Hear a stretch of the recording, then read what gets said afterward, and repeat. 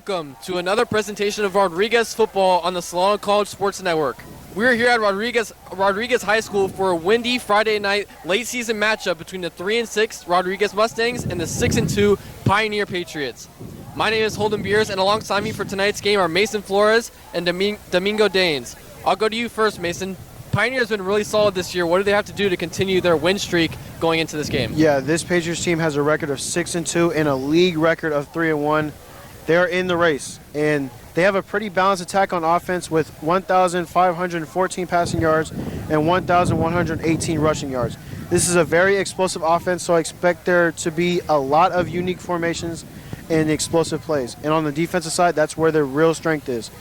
They have 22 sacks on the year, which is 2 times the national average. Expect a lot of pressure coming from this Patriots defensive line.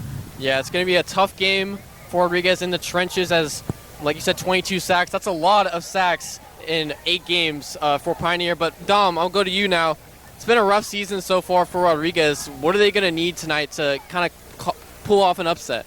Yeah, I have confidence that the defense on this Mustangs team will determine whether or not they can pull off that upset tonight. And that depends on the ability to communicate as a defense. You know, I think number 19, Darian Charles, the young sophomore, he's going to be a vocal point for this defense, being that silent leader. And I think that that's what's going to, lead them to a win tonight, having those leaders, those people that are talking through stuff.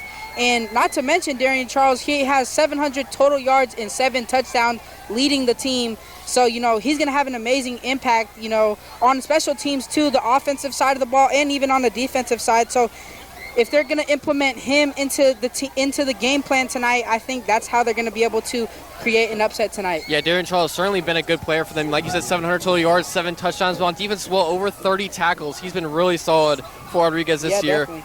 And now we will head down to our field reporters, Josh Mahika, Maxine Fullen, and Kaylee Bartlett for some more info on these teams. Thank you, Holden. During the 2025 season, senior number 5, Davion Corley, has been a spark for Pioneer. In 8 games, he's totaled 183 rushing yards with 25 carries, averaging 7.3 yards per carry with 33-yard long runs. He's proven to be a stalwart force, helping Pioneer finish the season off strong. On to you, Josh. Thank you, Maxine. The Rodriguez Mustang season has been a roller coaster ride full of ups and downs. Now, they made some changes when it comes to their starting quarterback role, moving their prolific athlete Trey Sias to the tight end position, as Jalen Fayette, the sophomore, made his debut as a starter during their game against River City in Week 8. And from since then, he has earned a full-time spot as a starting quarterback, and he's also expected to start tonight.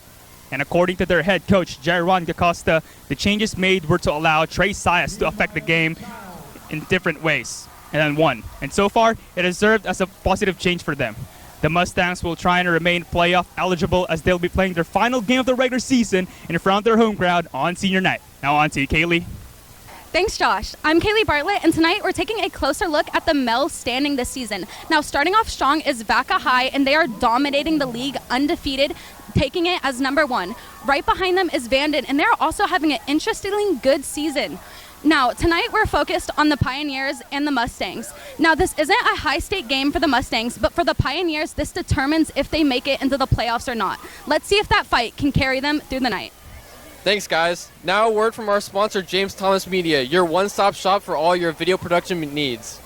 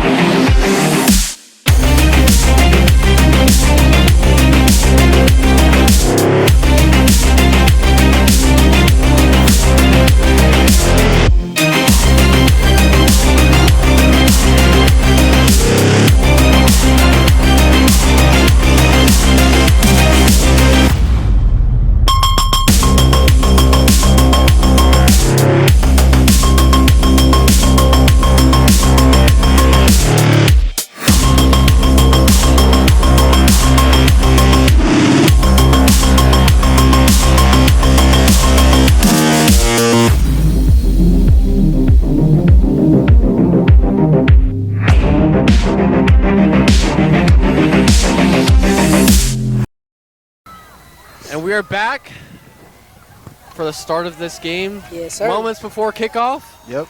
Yep. It's a really chilly night Yes, here it is. at Rodriguez High School. I said in the intro, but we're standing here all hands in pockets. Everyone's got blankets on the wayside for Pioneer. Pretty decent crowd for Pioneer, too, coming Yeah. from Woodland. Yeah, and you know, I had to get myself my own hand warmer. You know, it was kind of cold. You know, $1 stop playing. Yeah. Yeah. They're trying to charge, what was it, $10 for Oh, it's What was it? $10 for a blanket and a hand warmer? Gotta do Nothing. it. No, it's just $10 for the blanket. Yeah, no, I'm cool, man. Yeah. They're like the little the blankets that you get on the airplane. Yeah. The little thin sheet. Yeah, that's not the move. Starting off this game, Pioneer will return, and they will start with the ball with their high-powered offense. And kicking off will be Rodriguez. Yeah, I expect a entertaining offense, to say the least, no matter if it's like turnovers or like I expect a lot of different formations, like I said in the intro. And yeah, I think a lot of explosive plays if they want to win this game. Yeah. Rodriguez defense hasn't been the greatest this year, but you know.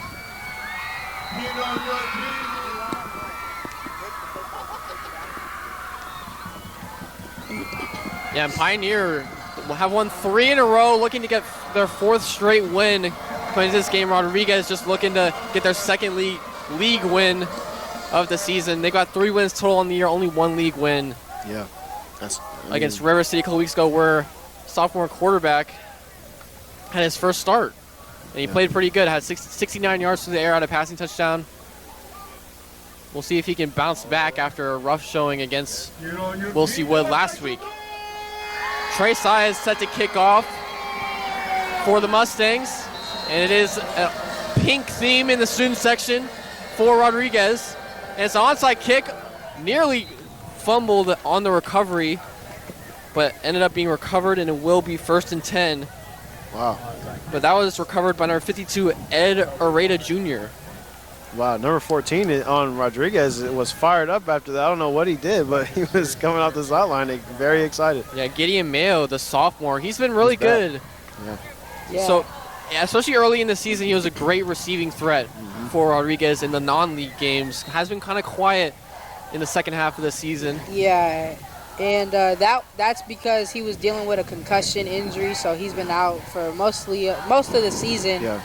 But he has had those quiet games. But 1st and 10, trick play, flea flicker, pass down the field is complete, caught on the right sideline and then tackled out of bounds inside the red zone. That was complete to number 2, Nustra Glenn, the That's junior. exactly what I talked about, the explosive plays and the trickery. Excuse me, that was number 2, Mark Estantino. I mean, first play with the trickery, that's great. I love to see that. Start out the game, not bland. And they had a big play in their game against Wilsey Wood. First play from scrimmage on offense was a 65-yard play-action pass touchdown. And that's certainly a lot of firepower from their quarterback. Handoff up the middle. It's going to gain a good few yards. That was number 21. Their leading rusher, Joe Mendez, another junior. yeah, I'm just gonna go back into my intro. What I said at the start of this broadcast is that they're gonna need to communicate on defense. When you have a team that specializes in a diverse running game, when it comes to wing tee, all these motions, all these pulls, you know, you have to communicate. You have to tell. It starts with talking to the D-line, making sure that they're in the right gaps, making sure that the linebackers are filling the right gaps, making sure safeties are filling in the alleys.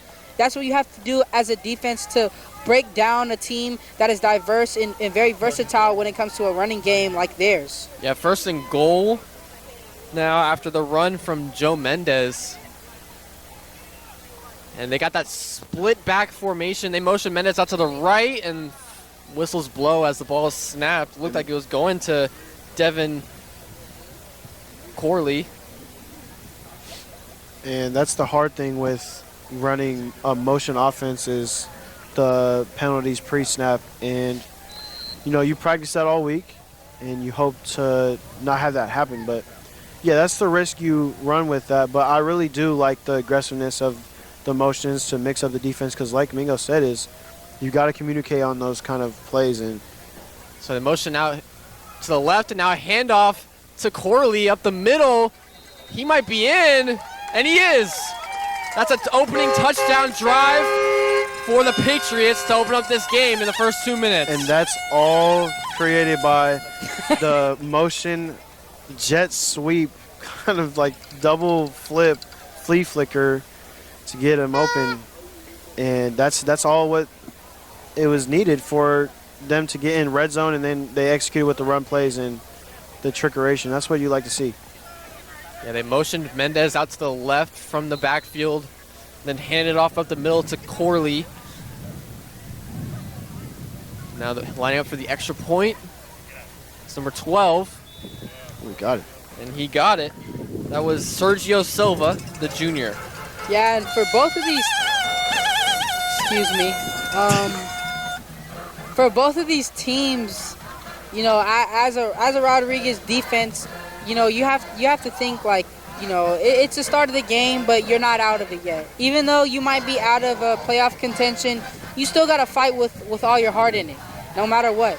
And that's what this Pioneer team is doing. Even though they do have a chance in playoff contention, that's what they're doing. And no matter what, and that's how you got to do it. You just have to have the heart and the spirit. You got to have that dog mentality to be able to go and attack another team.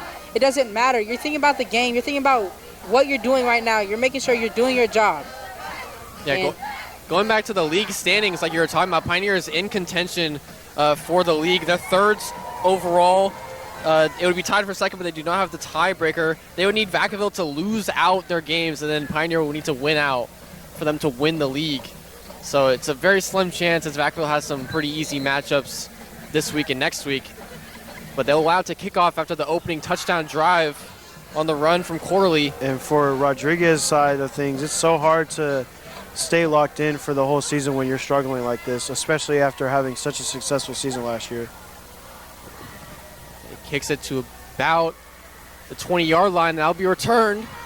That looks like it's Darian Charles. It is. He takes up the right sideline. He's got a burst all the way up to midfield. So it'll be good starting field position for Rodriguez to open up their offensive possession. Yeah, and that's what we talked about in the intro, is that he is very, very versatile at all four levels of the game. I mean, 3 levels, excuse me. Special teams, defense, and on the offensive side of the ball.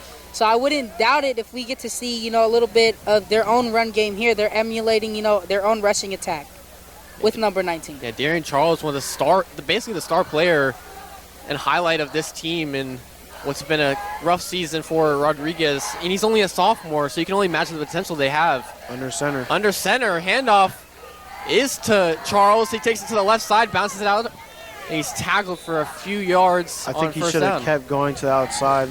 But, you know, you never shy away from the contact. That's what you like to see. He's definitely a speed threat, but I do like the check into the under center play.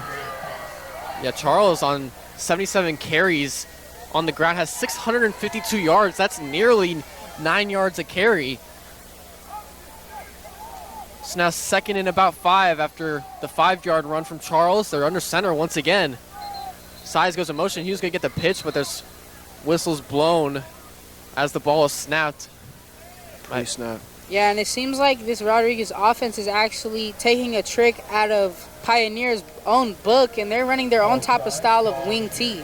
They're on top of power running game. I've personally never seen them try to run this where they have 2 wing backs facing inwards on the offense in the backfield. And they're literally running the same types of plays where they're running those 2 pullers coming out with that wing back turning around and lead blocking for one of those running backs. I really like the idea of getting Saez the ball early.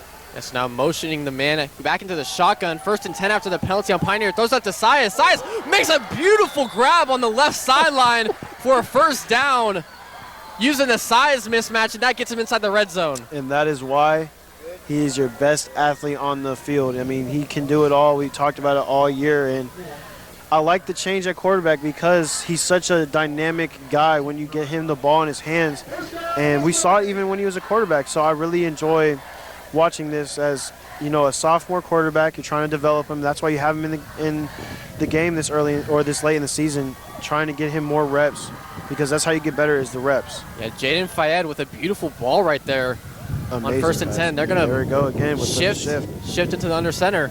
Wow, that's such a interesting formation. Handoff up the middle to Charles. He's got a hole on the right side of the line. Gets a good few yards on 1st down. Yeah, and he right there just leaped over a tackler right there. Looks like Trey Saez is complaining. Yeah. Saez lost his as helmet. This might have been a illegal hands to the face there with his helmet flying off. Yeah, he's going to have to come out for a play.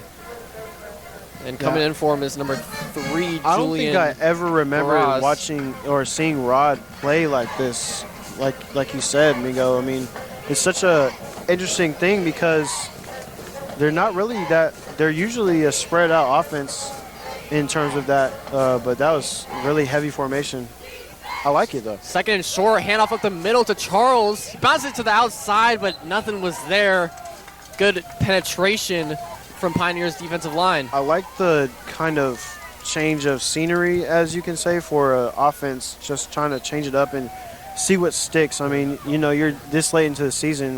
You're still bowl eligible, though, but, I mean, you're just trying to figure out what your identity is, and they just never really quite found that on offense throughout the year. Yeah. I think that was really their problem this whole year. Yeah. I mean, injuries and all types of things like that. And that's what I talked about the first game that I ever did, which was against, I think it was Armio. Yeah. And Fayed in the shotgun rolls out to his right. There's a flag thrown. Pass is incomplete. High intended for number 2, Nustra Glenn, the junior. We'll see what the penalty is, though. Excuse you, Nystra. Nystra. Anyways, but back to what I was saying before is I talked about this at the start of the season, you know, having a new coach, new coaching staff, and, you know, not knowing, you know, what you're going to be able to get done as far as how far behind they were in the spring. In the spring, you know, they didn't find out that former head coach Miles King was gonna resign as head coach till about, I think it was 4 or 3 weeks before the season even started, actually. So they were behind this entire time. Yeah. And, you know, I think that definitely affected them. You know, not being able to build the chemistry with the coach, not being able to build, you know, a chemistry with this new team, essentially, because there was no starters on both sides of the ball besides Trey Saez and number 77, Dominic Valentine, and Noah Hare, number 58. But most of these kids that are playing right now, they were not on the team last year. Yeah, certainly losing King right before the season starts creates a lot of early adversity for such a young team after you lost a lot of players after last season. It's going to be 4th and about 4 yards. It looked like Rodriguez was going to line for a field goal, but I think they called timeout. The penalty was on them, so they didn't end up. All right, I think Pioneer declined it, so now it'll be 4th down for the Mustangs. And what's so hard about that is when you're a new coach, and especially after one of the most successful seasons you've had in your school history, a new coach coming in, brand new from a completely different school that was also one of your rivals. I mean, it's just so hard to set the tempo and the expectations. And I think it was just early on where he didn't quite know, because he was my coach, and it's a completely different role when you're a head coach and compared to a position coach or assistant head coach. And your mentality has to change. Your philosophies has to change. You can't be buddy with your kids, and you have to be better, and you have to keep them accountable. And it starts in practice. It's the habits that you build in practice, and you know, it's just hard. And so it looks like build a culture. Rodriguez going to go for it here on 4th and 4 after the timeout. Fives on the center. It looked like they had some late guys getting into the formation. They hand off at the middle of Charles, and he's stuck the line of scrimmage, so they're not going to get the 4th down conversion. Ball turnover to Pioneer. So it looked like a solid drive from Rodriguez. But now it just stalls in the red zone. I did not agree with that play call at all. I mean, I didn't even know what happened right there. The first down was at, I'm pretty sure, at the 5 or 6 yard line. After the timeout, Fayed was over on the bench, the quarterback, and he thought they were kicking a field goal. He didn't think he was supposed to be on the field, and he runs over, and a couple other guys came with him thinking that they were going to be kicking a field goal instead of going for it. And that's just a miscommunication. And that's on coaching, because you call timeout specifically to talk things over, and you aren't able to get your point across. Flip play to number 5, Devin Corley, and he's got a big crease up the left hash. That'll be an opening first down of this drive for Pioneer. Yeah, I mean, that was just too easy for Pioneer right there. Just open hole, wide open hole. I mean, just too easy. Yeah, and that motion offense that you're talking about, that might have been able to be kind of hard to deal with. It seems like they're having just a good time right now, rolling through this defense. I'm pretty sure they just picked up, about 11, what'd you say, 15? It was like about a 15 to 16-yard gain. Yeah. Now that first and 10. Look at this formation. About the 27-yard line. Handoff going to the right. That's Mendez. He gets a big hit. First to hit him was Charles, so he's still up. And then he finally goes down for a solid gain on first down. It'll be second and short. Yeah, you can feel that one. Yeah, and that's what you're going to need out of a defense. You're going to need all hats to the ball, all 11 guys, especially with an offensive game plan like this for Pioneer. I don't care who you are, what position you play, on defense and on offense. If you're running a power running scheme with wing T or some type of pulling game, you go and hit somebody, no matter what. And if you don't, then you're out the game, buddy. Second and short, Constantino hands off to Mendez on the right side, and he's going to get enough for the first down, some more, fighting for extra yardage to about the 45-yard line. And another thing with Rodriguez, the team last year, I hate to keep comparing, but that's what you do when you try and set a tempo for a season. Is last year's energy and all fronts on all phases of the game, it seems like they were just way more energized last year, and that could be coaching, that could just be effort, but it seems like right now Pioneer has more effort. Constantino throws a screen pass complete for a big gain. That was caught by number 16, Jaden DeLusta. And that's another big gain for Pioneer on this drive. This coordinator or coach is offensive guru for the Pioneer Patriots. That was an amazing play call. I really do like that. And I said in the intro, explosive plays. And they've had, I think, 3 or 4 plays where they had 15 or plus more yards. Yeah. And Constantino, the junior quarterback, senior quarterback, sorry. He was a junior last year. He only had 1 touchdown in 8 games played. This year he's got 19 touchdowns coming into this matchup. Completely different scheme. I mean, you can tell. Pitch to the right to Mendez, cuts it upfield, tries to break 1 tackle. He fights for about an extra yard on first down. That was an amazing block on the outside by number 8, Gill, for the Patriots. Yeah, he was able to seal off number 4, Trey Saez.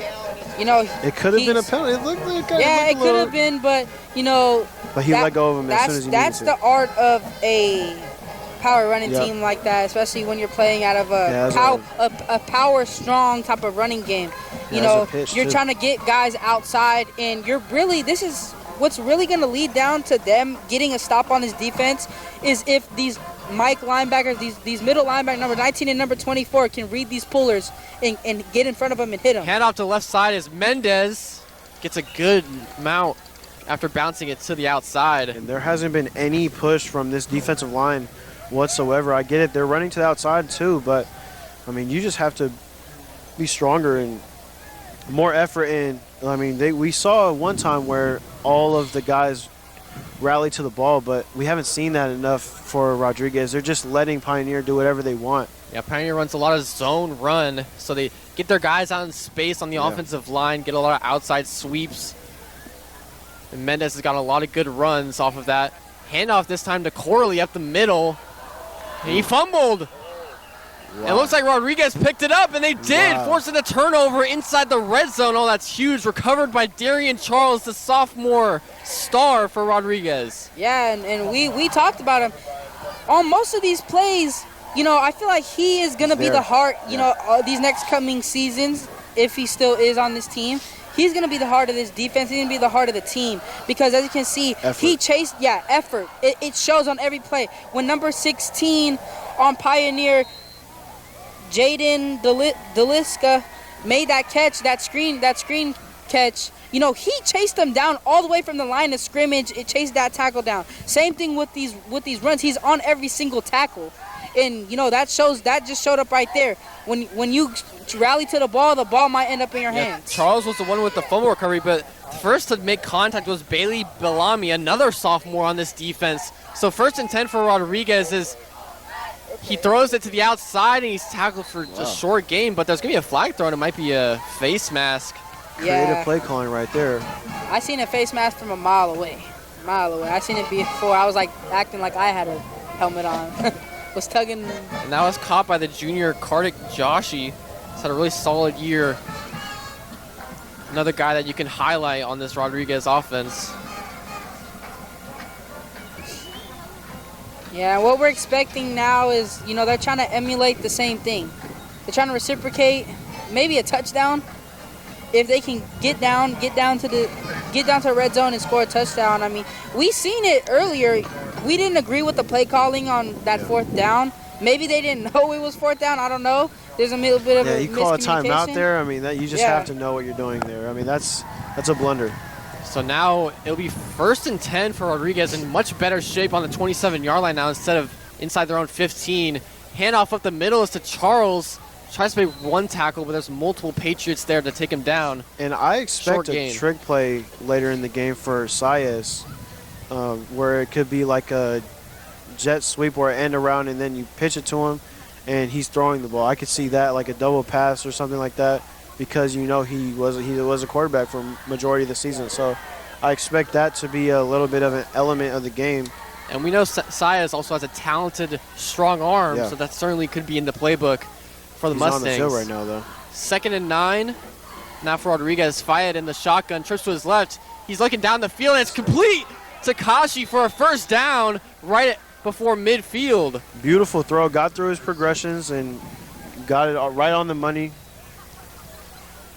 Yeah, that was a great play design right there. Yeah, it was. Had a seam route going, but that seam, I wouldn't say seam, but that curl flat defender that's supposed to be playing, that flat zone and take away, carry off that seam route. He was actually kind of busy. He was dealing with a little bit of a scissor route that was going on the outer side, where that slot on that trip side ran behind him, and the guy who was on the outside actually came in. So now good play design, like you said. Fayed in the shotgun, hands it off up the middle to number 24, Jordan Woods. And that's going to be negative on the play. And that's been another thing with the offense this year, is their run game isn't as explosive as it was last year, where you would pop off a few good 5-6 yard runs and you keep the defense modest, and you have those openings for passing plays. And this year they really haven't had that as much, and you see it every week, but I mean, we're seeing it right now. Later into the season, the running game has opened up a little bit as Charles has gotten more touches on the ground. So now Fayed, 2nd and 10, after no gain on the play, throws a pick over the middle of the field, and that's going to be returned by Corley, the man who fumbled. He's going to return all the way for a pick 6, giving Pioneer another touchdown. And that was just an amazing play right there. This is actually getting the crowd hyped up. This amazing crowd, actually, where they have all these horns and stuff. But number 5, actually, Devin Corley. Devion, I'm pretty sure it says Devion Corley. Yeah, that was just an amazing play. He was ball hawking that the entire way. That looked like a user lurk on Madden or something. Yeah, that was a dangerous pass, and it was intended for Masai Khan. I mean, he was open early. You just got to see it sooner. I don't think that it was a bad pass. It definitely wasn't a bad pass, but it wasn't a bad decision. I think it was just not a great execution. You got to throw it harder and see it sooner, I think. Yeah, I think that what happened is that he didn't use, the quarterback didn't use his eyes to his advantage. Yep, to move the safety. Exactly, and he didn't move the safety, and the safety knew, his keys. He probably watched some film over the week, and he probably knew, okay, this guy's a one-read go. He's not looking at his reads. He's a younger quarterback. That's what you usually see.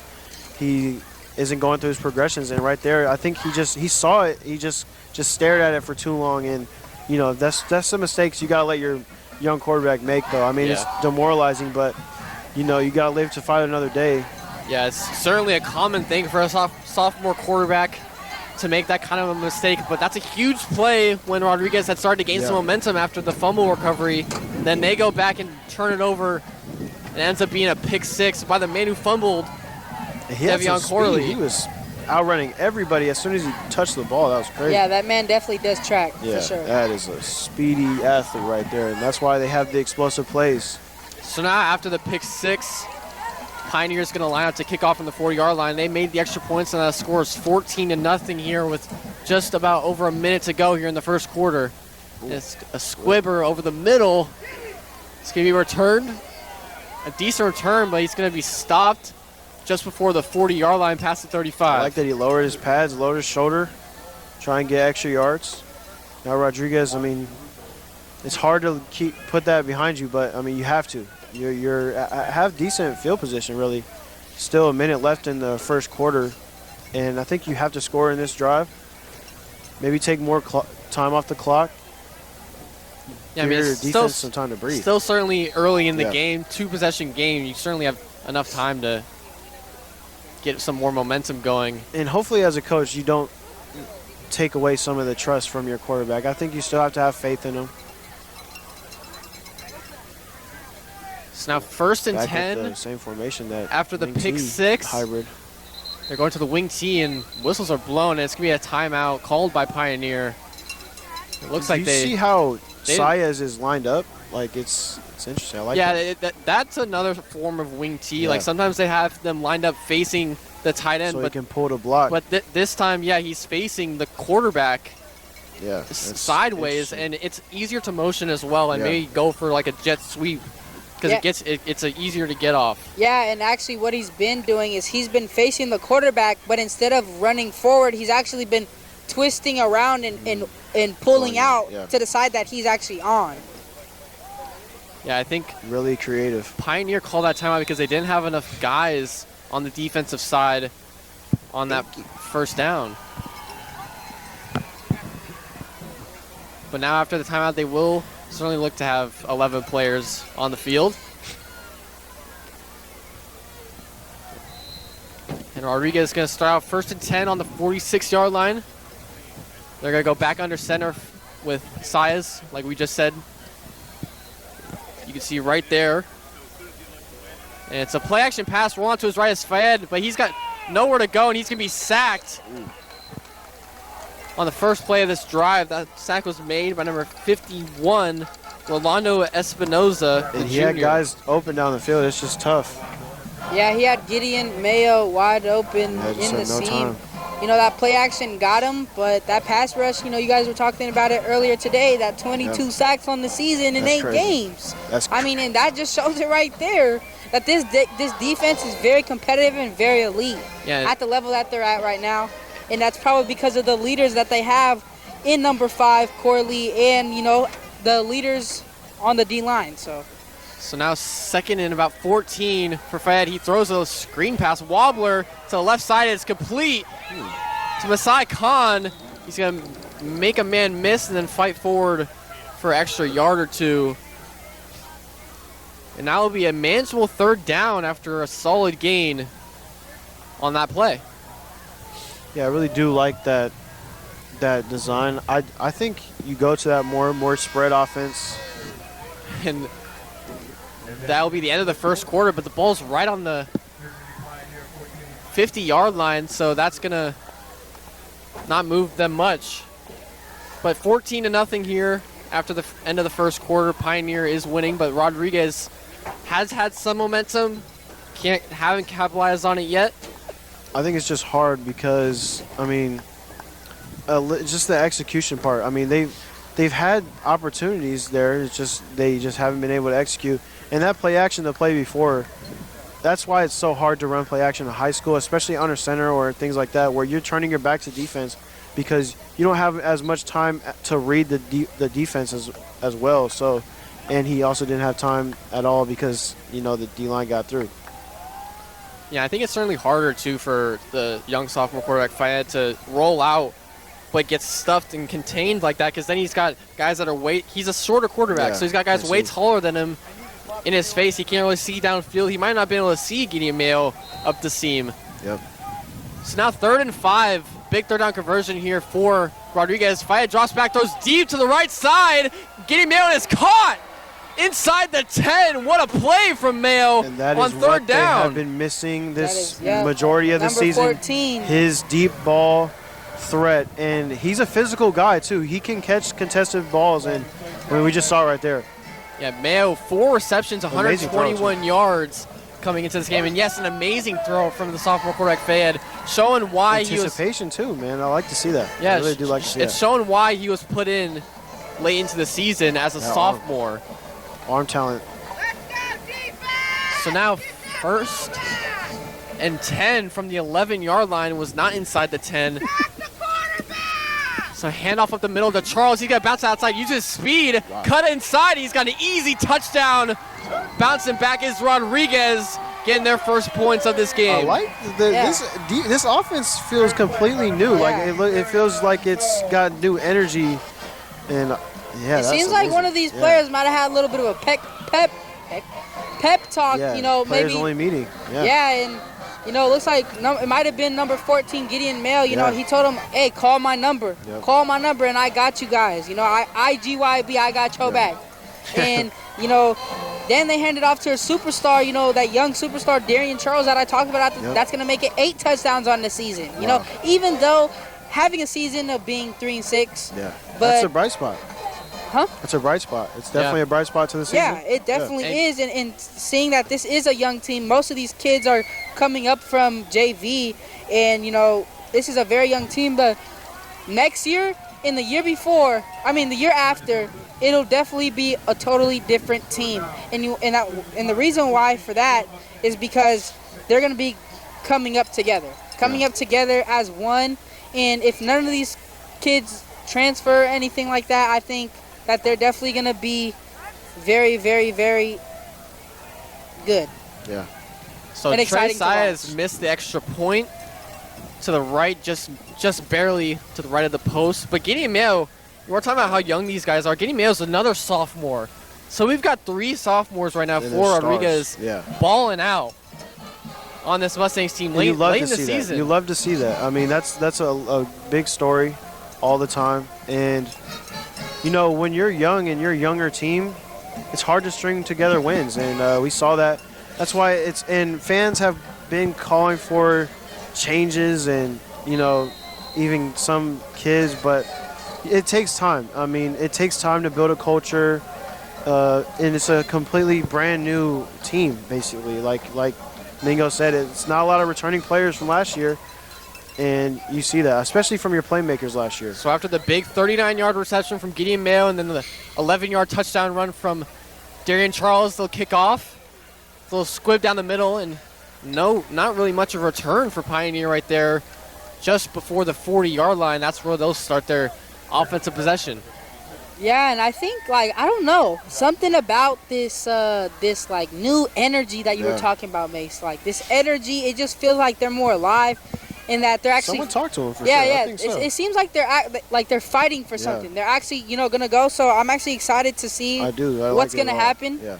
On this defensive possession, and to talk about not only to mention Pioneer side on the offensive side, how can they keep this up? How can they keep up with no self injuries, with penalties or anything like that, with their power running offense? And your season's not over. You got bowl eligibility, and you can potentially ruin this team's hope.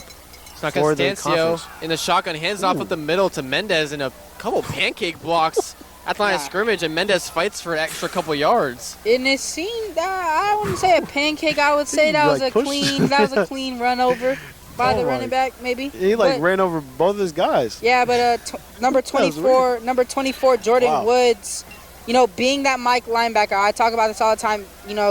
Being used to being the captain of a defense. I played Mike linebacker myself. You got to make sure that every person is in check. You need to make sure that D linemen, D tackles especially, are in their gaps, knowing where they're supposed to be. Safeties are playing their zones.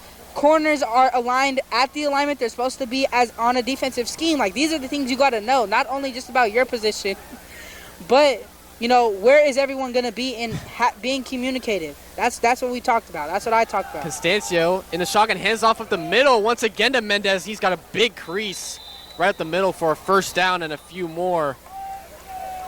Now move the chains once again for the Patriots. In this running game, you guys were talking about how they have a balanced attack, but we've really only seen some big plays in the run game. A couple of screens have gone for a good gain, but a lot of big run plays for Pioneer early in this game.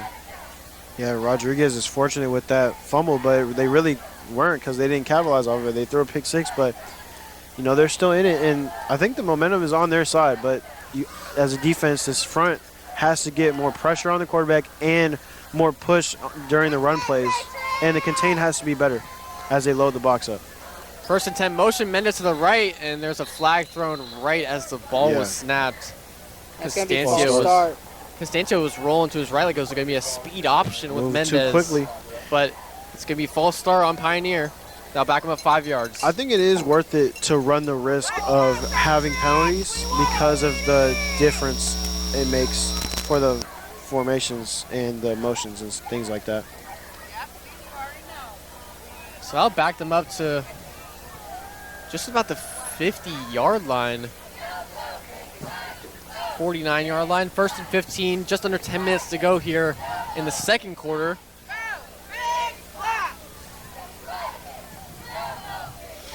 Constancio drops back to pass, rolls out to his right, and tries to find a man, but is incomplete on the right sideline. That was intended for Devion Corley. That's a great pass breakup right there. That is He had a guy over in the – he had a flat – I mean, he had a post open for a touchdown. Yeah, I know. I was about to say that was a great pass breakup by number 21, Andre Williams, the senior, but they got away with one right there. And there was a post to their very tall receiver. Mm-hmm. He was wide open. That's you know, that play action. So, that play action got him, and you know you got to communicate that. You got to let your defense know. Yeah, that was my fault. Yeah. But how can you learn from things like that?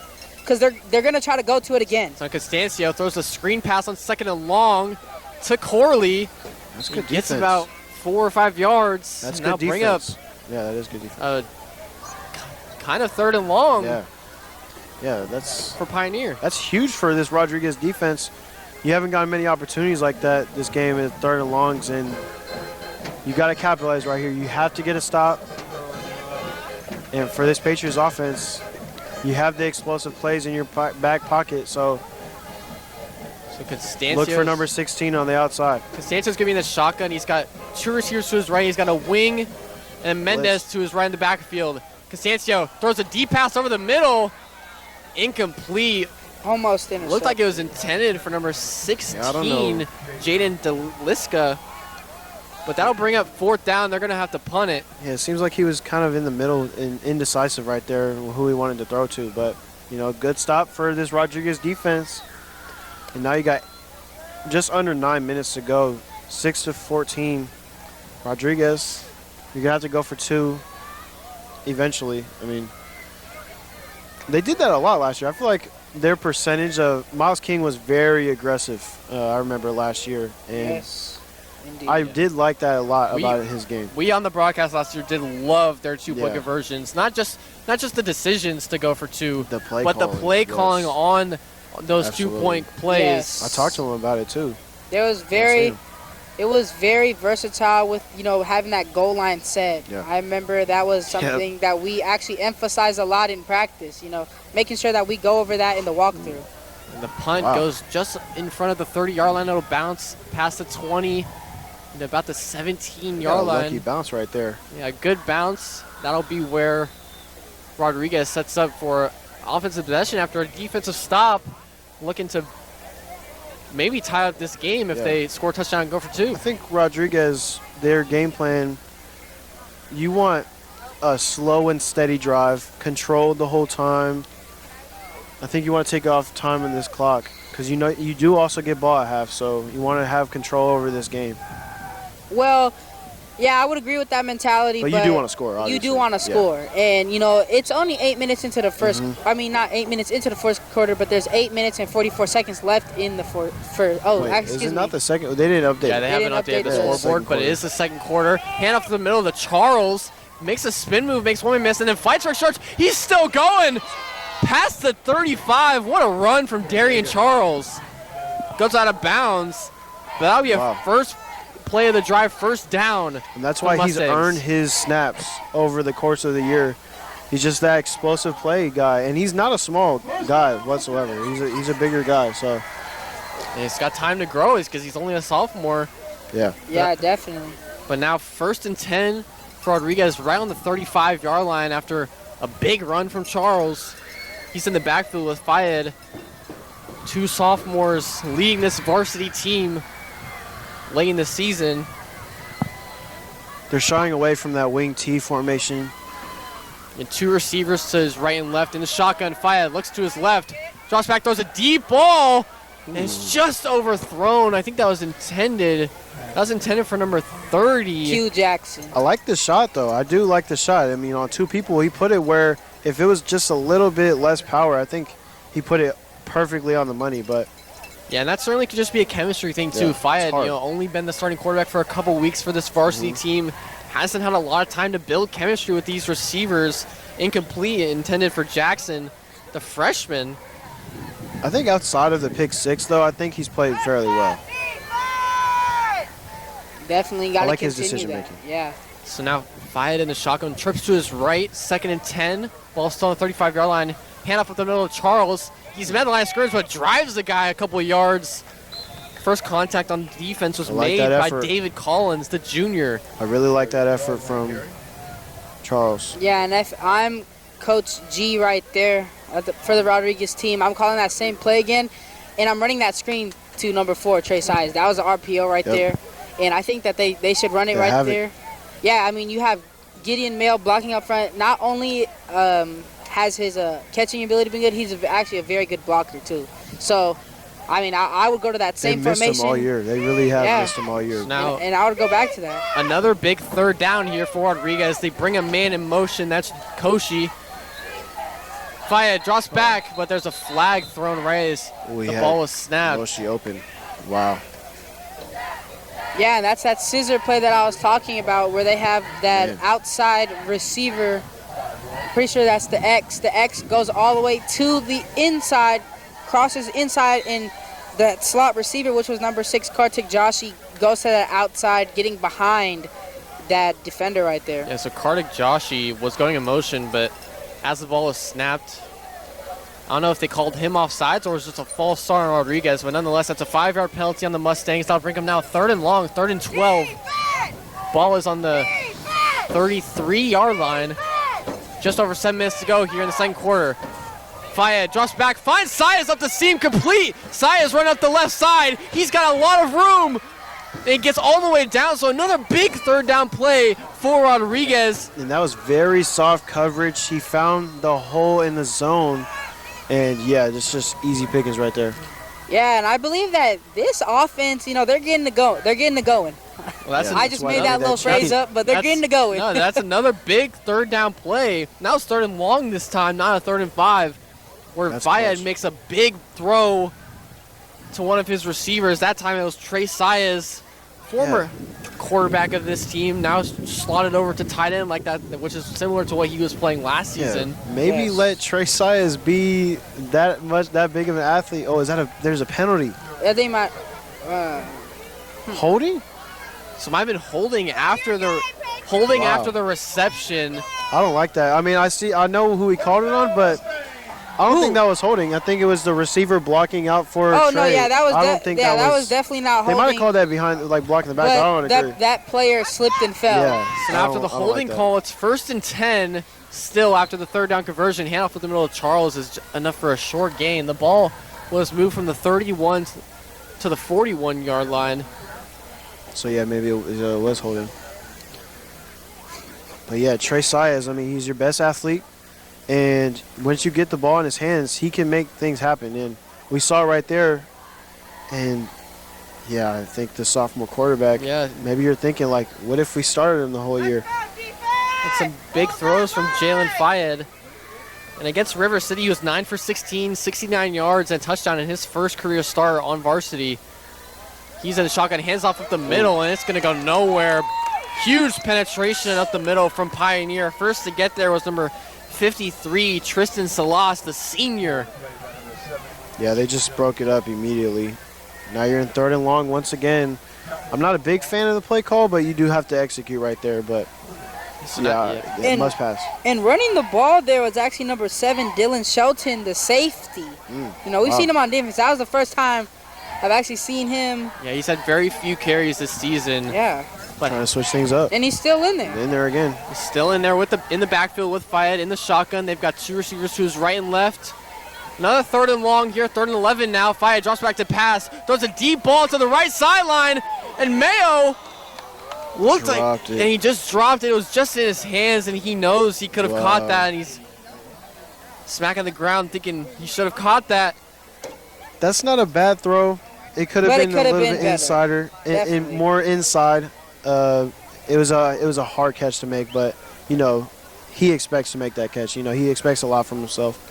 But the throw could have been a little bit better. But yeah, I'm not mad at the throw. Yeah, and as a receiver, the motion that he did to try to reel that ball in, we call that fading into the ball, fading into the catch, and it looked like it might have been too much of a fade for him to really get over, because you can't jump up and get your hands up and attack it at high point. You have to be able to snag it like an over-the-shoulder catch, but that's what that fading is. So they're going to go for it here on 4th and 11.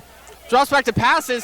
Complete over the middle. And he dropped it. Never mind. Wow. Saez dropped it as the ball. That was a great pass breakup. Yeah, right great there. defense there from Pioneer. I thought he might have caught it, but the ball did not get secured.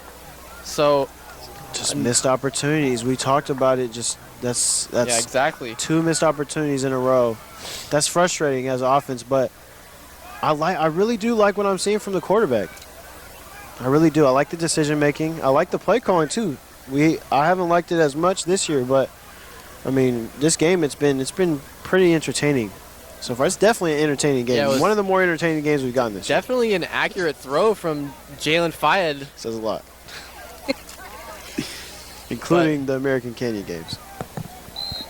So now the ball will be turned over on downs after the no good 4th down conversion from Rodriguez. Now 1st and 10 for Pioneer. Handoff to Mendez to the right side. He's got a crease up the right sideline, and it's going to be an easy 1st down for Mendez. Pushed out of bounds by Dylan Shelton, the safety. Mendez just the leading rusher on this team, and he's showing why. Yeah, it's very chilly out here. I'm not going to lie. It's very cold, but it's okay. Sorry, I just had to say that. But that's pretty cold. As an offense, as a team that's up 8 points, in your mind you're thinking, okay, how can we score again? And it seems like there's actually a holding call, so it's going to push them back 10 yards. But yeah, it's going to negate the 1st down run that Mendez had, and now it'll be 1st and 20 with just over 5 minutes to go. Yeah, and this is an opportunity here for this defense, an opportunity to make sure that they can get the ball back, before half, maybe tie the game up, if they can get a stop here on defense, which... So the ball is placed on the 31-yard line after the holding call. Bring a man in motion in the pistol. Handoff up the middle to Mendez. He's got a big crease up the middle. He's going to get almost all those yards back after the holding call. That's been there all on 1st down. It's been there all game. The whole line has been playing very well. Need more rush. So that'll bring up 2nd down, but very manageable. 2nd and about 2 to 3 yards for Constancio and his offense. Yeah, and if I'm Trey Saez or... Actually, it seems like Darian Charles is not in on the defense right now, but... Handoff up the middle to Mendez. He's got great blocking up the middle. Just following his blockers and getting past the 2nd level for a 1st down. All the way up to the 31-yard line in a Rodriguez territory. I mean, this is a running back's dream, right? I mean, just perfect blocking, and you're getting whatever you want, and you're not getting touched until you're onto the last level of defense. So Mendez got the neon cleats. That's drip. He's definitely showing off on these runs to the fans with those neon cleats. It's a... Excuse me, sorry. But it's a... I'm sorry. Apologies for Dom yawning to my right. Handoff up the middle to Mendez on 1st down, and it's going to be good for about a couple. But what I was going to say was that it's surprising to see, the difference the impact that Darian Charles makes when he's on the defense, when he's on the field. As you see that they've actually, when he was rallying players to make tackles. He was himself rallying to tackles. Is he hurt or no? No, he's just on the side. I don't know. I think they might just be resting him. Weird. Because they've been giving him the ball so much offensively. Yeah, he gives you a lot on defense. Just Constancio like drops back to pass, throws a deep ball, one-on-one over the middle, and it's just overthrown. Not in the space. I was worried that the Number ref was 16, going Jane to throw a flag Deluska. right there, but no, not enough contact. I like the defense right there, and that would have been a touchdown if he had connected, but just a little too much. Yeah, and you wouldn't throw that penalty because the ball was uncatchable as well.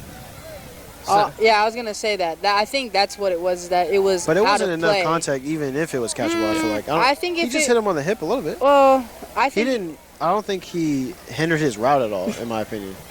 I believe that if it was just a little bit, catchable, then it might have been in contention. So 3rd and 7, Constancio's in the backfield, hands off to Mendez. Mendez breaks a tackle, fighting for the first down. Wow. And he has the awareness to get just past the sticks. Wow. And get the first down just on the edge of the red zone at the 20-yard line. I mean, you just cannot allow that as a defense. I mean, that's just not disciplined football. I mean, it's 3rd and long, and you allow them to get a run for a first down. Yeah, it's not acceptable. Yeah, well, I mean, that's been one of Rodriguez's biggest struggles defensively, just been able to get good tackling consistently throughout a game. And it's showing tonight. Mendez just breaking multiple tackles on these runs. And that another first down run for the Patriots. Gotta get a stop. Constancio's in the shotgun. He's got 2 wings to his left. Motions Mendez out. Oh, and a nice little flip up the middle. That was Corley. I want to know who's calling offensive plays and who created this playbook, because It's a very I really like it. It's a very unique playbook. They run a lot of split with running back formations, but they also run it with the wing and Mendez in the backfield with Constancio in the shotgun. They run it with 2 receivers outside sometimes. They run some play action bootleg off of it. Yeah, I like it a lot. It kind of reminds me of like a Kansas City playbook.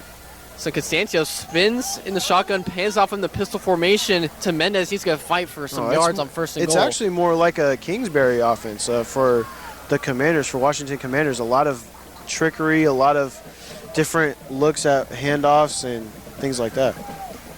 Yeah, I think that this offense is very, like you said, very, very versatile in the way that they have these special plays and stuff. But So now 2nd and goal, and another flag is thrown right as the ball is snapped. It's going to be a false start this time on Pioneer. And inside the 10, Rodriguez defense is going to need to remain stout and play solid football in the trenches. Yeah, this is They about want to hold them to a field goal. It's about as must stop as you can get. yeah, and the way you're going to be able to do that as a Mustangs defense is take on these pullers. I'm seeing a lot of people hesitating of taking these pullers on. And that starts with the D-line, the ends that are getting these pullers, like 27 right there. End around play to Corley in the shotgun. He's got to get up to about inside the 5 and get out of bounds just under 1 minute to go here until halftime. He gets down to about the 4. And a nice little play once again from Pioneer's offense. A nice little end around to Corley. Now bring up 2nd and goal. Yeah, it's 55 seconds. This is a tough spot to be in if you're a defense on the 5. Or what is that, 4? They're on about the 4-yard line. That's where he went out of bounds. Constancio getting the play from the sideline. They don't really huddle up often as well.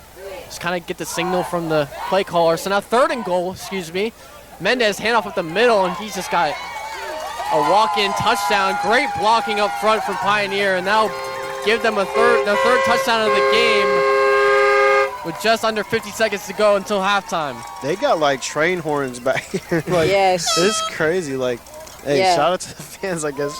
That lady behind us has a train horn. Yes. It's And it's in kind my of ear. obnoxious, I'm not going to lie. And then they have one attached to an electric screwdriver. Yeah, it's How? Ow. They got to respect the fandom. So lining up for the extra point is kicker Sergio Silva. Rodriguez has time to score, though. You can get ball at half. And another flag right as the ball is snapped. I think that's about the 6th time that's happened in this game for both teams. Yeah. Discipline football. And that might... Is that on defense? Pioneer thinks it's on the defense. It's It on the is. defense. It's offsides on Rodriguez. We'll see if... Do you go for 2 here? Or And they're saying it's a live ball, so the play was dead, so they can't accept... Wow. Okay. They so can't you have yeah. the good kick. So they're you going to go gotta for go. 2. From the... I think it's going to be on the 1-yard line after the penalty. Yeah, going for 2. Okay. This is actually huge for Rodriguez, too, because if you hold him here, now you don't have to ever go for 2. Yeah. So You just got to hit the extra points. Yeah. But they didn't hit it on the first touchdown. I so think it's cold and it's a little. The wind has died down the a wind little has bit. died down a lot. I think I would go for 2 anyways. Yeah. Be aggressive. Be aggressive. Go back to that style of football that Yeah. most of these kids on this team is used to. Yep. That aggressiveness. Is there a timeout? Oh, of course. Yes, there's a timeout called, and Pioneer's going to go over their play call here on this 2-point conversion, looking to make the lead 22-6. Just like I said, just under 50 seconds. The kick was up and good, but it was called dead because of the flag. But that puts them to the 1-yard line. They're going to make this decision to go for 2. Now Rodriguez. I mean, like I said earlier, 49. You're gonna have 49 seconds on offense. So, I mean, you want to try and score before half, so you can get ball at half and it'd be a 1-score game. It is so cold. I mean, it's about as cold My as it eyeballs gets. is freezing. How can eyeballs freeze? All right, got to get a stop here, once again, for Rodriguez. But it's not the end of the world if they get it. You just have to go for 2 multiple times. So yeah, going for 2. And they're lined up in the shotgun. Looks like it's a little bit of a wildcat formation with Devion Corley taking the snap. He takes it, bounces it to the right outside, and he's going to be in. 2-point conversion is successful. So now make the score 22-6. Pioneer leads. I mean, for the defense, you just have to know what could be coming. I mean, you just load everything inside, and then it's just too easy on the outside. So now with just under 50 seconds left, like we said, Rodriguez does have a chance to score here, and they do get ball after halftime, so certainly a chance to double up. You want to on though. the possessions. There's been, I think we say it every broadcast, but it's rare that it happens that you see a double up happen. So I mean, it can be such a significant yeah, thing for sure. for a football team. Is When you when you score score before right half before and then you halftime, get and the then ball you get the again at ball at half. halftime, Yeah. and then you score on the opening drive to start the third quarter. You need it if you're Rodriguez. Get momentum. Maybe a return here. Kicking off, and another flag is thrown. Pre-snap, pre-kick. Wow. Yeah. Okay. So- It's on Rod. And it's rare you see it this often late in the season. Yeah. Because at this time you would think Cleaned up. teams have this kind of stuff cleaned up later into their seasons. But I think that's going to be offsides on Rodriguez. And Saez was trying to tell him that, but it was too late. Yeah, those are just the little things that really matter. What can set a tone in a drive? What can set a tone in a play like a kickoff? These are the little things that you got to change. And like you said, it's later in the season. This should already been corrected a long time ago. So Silva kicks a hard squib kick that goes through the legs of a Rodriguez player. Now Charles is going to return it from about the 10-yard line. He's up past the 25, up past the 30. Tries to break a tackle. He's brought down at about the 32. That took off 12 seconds off the clock. That's huge. That really is huge. Student section is going crazy over there for Rodriguez. Yeah, but Darian Charles on the return after it was kind of mishandled by Kartik Joshi. I really hope they're not conservative here. I really hope they do take a shot. I think they will. I mean, not much to lose, but And you certainly got time too, so you got 37 seconds on the clock. Throw it up to Mayo. First down here for Fayette. He's in the shotgun. Yep, they're going to take a shot, I assume. Mayo's lined up on the far right of the formation. Fayette drops back to pass, looks to his right, dumps it off, and it's incomplete. It looks like some miscommunication between him and Darian Charles. Took off about 4 seconds on 33 seconds. Second down. Yeah, and it looks like there might have been a little bit of a miscommunication there from the running back and the quarterback right there. He was waiting for him to already be in the flat, and it seems like, maybe it took him a little while to get there. Maybe the quarterback was pressured a little bit, so he had to get that ball out quick. But I'm liking the kind of plays that they're kind of running there. They ran a little slant with Gideon Mayo, and Trey Size was able to get outside. So if they can get a look like that again. Fayette drops back pass, looks to his left, and it's complete on the sideline. Caught. I believe that was number 3, Masai Khan, the junior. And he gets out of bounds, stops the clock at about 29 seconds, but it's only about a 3-yard gain. That'll bring up 3rd and 7. 29 seconds. Gotta take a shot. If you don't, you gotta punt.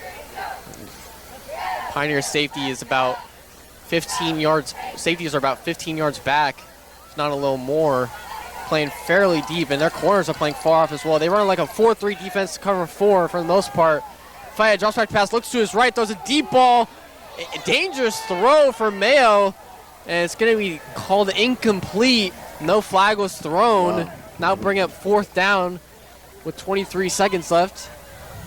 Be risky to go for it here. I think that was a flag. He got there early, but I'm not mad at the non-call, but yeah, I think Mayo will want that one. Also, not that great of a location of the throw. I think he should have kind of underthrown him, actually. I think he threw it too much like where he thought Mayo would catch it and run forward, but I think he should have underthrew it because Mayo didn't have the leverage on the defender. The angle he had kind of looked like it would need to be an underthrow more than an overthrow, but now that's how you get the call too. So so now punt. Rodriguez is going to have to punt on 4th and 7. 20 seconds. There's time. Back deep to return. It looks like that's Corley, the sophomore. Is that another penalty?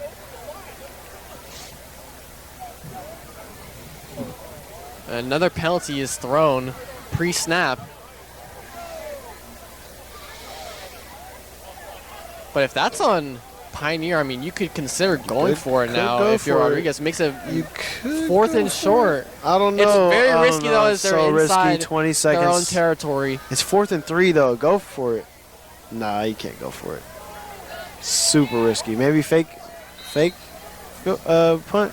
Nah. Ball is moved up to the 41 They're yard gonna talk line. about it. No, they're gonna go for it. I like it. If you're gonna want to get some points, it's now. There's no time to wait. You got 22 seconds left. If I'm the head coach, I'm telling them, all right, we're going to our go-to play. We're going to our go-to players. Our superstars. Who can I get the ball to? That's gonna, get elusive, get evasive in space. Being able to juke out defenders, or maybe even just get the first down. Maybe get out of bounds so that they can muster somewhat of a drive. And looks like who do they have out there? Is that still the punt unit? That looks like it's still the punt unit with Size back deep behind I don't like the center. Yeah, they do still have their playmakers out there, though, so it could be a fake. be surprised and if you there's have a fake. Sias who can throw the ball. And Sias does end up punting it away. A huge punt. Bounces inside the 20. Down to about the 13-yard line, that looks like. 12-yard line, 11-yard line. 9 seconds left. And that did take off a good amount of time, so I think Pioneer's going to need this one out. Yeah, and send it to halftime. I agree with Mingo there. You want that risk and that aggressiveness right there, but I'm also not mad at the decision. You don't want them to get an opportunity to get points if you do not get it. So I see the vision, but you have such a 3 big playmakers in Mayo, Saez, and Charles to where you can get them the ball in space and let them work, but that's just a tough decision to make. going to half. Yeah, and who gets the ball at half? It's Rodriguez does get the ball to open up the halftime. That's why, I think. Pioneer is going to take a knee, and that will run out the clock, send us into halftime. It's been a entertaining first half. I'd say the scoreboard says it's 22-6. Rodriguez has had some bright moments offensively with Darian Charles, their sophomore quarterback Fayed, and Gideon Mayo coming back and making some big plays. And Pioneer as well has played great. I think Pioneer could also be looking at this as some missed opportunities as themselves. I mean, offensively they've been great, but defensively I feel like sometimes they feel like they've let up big plays where they haven't needed to, and they've kind of caught breaks by Rodriguez just missing some throws, some key throws, and I think that really is the difference of the game, is Rodriguez not being able to execute as much on offense and Pioneer being able to. Yeah, certainly a big missed opportunity for Pioneer, fumbling inside the red zone, yeah, and then giving it up to Rodriguez. Certainly did end up getting a pick six on the other end right after it, but still a missed opportunity. Those are the differences. So now we will send it to our field reporters for a halftime report before we start this third quarter. Thank you so much, Holden. After the first half, your home team Mustangs are off to a slow start. First quarter, Jalen Fayed threw a pick six. But after that, one of their coordinators on the sidelines told them, "No, we're good. Let's get the kick return." Number 19, Darian Charles opened up the second quarter by 11 yards as he took it to the house 4-6. Thank you, Maxine. And what a huge play from number 5 it was. But what really stole the show is the Pioneer touchdown tradition. Now, when one of their players makes a touchdown, they are rushed over and draped in these gold chains, 1 a 6, 1 a 9. The 6 meaning a touchdown and the 9 meaning an interception. Now, after they are draped in gold, they are celebrated and thanked by their teammates in this act of love. This team for sure has strength, unity, and that Pioneer spirit. And that spirit is going to be just what pushes them through this last quarter tonight.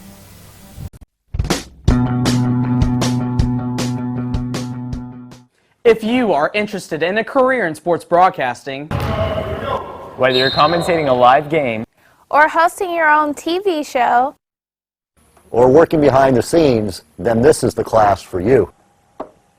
For more information, contact Greg Poff, that's me, at solano.edu.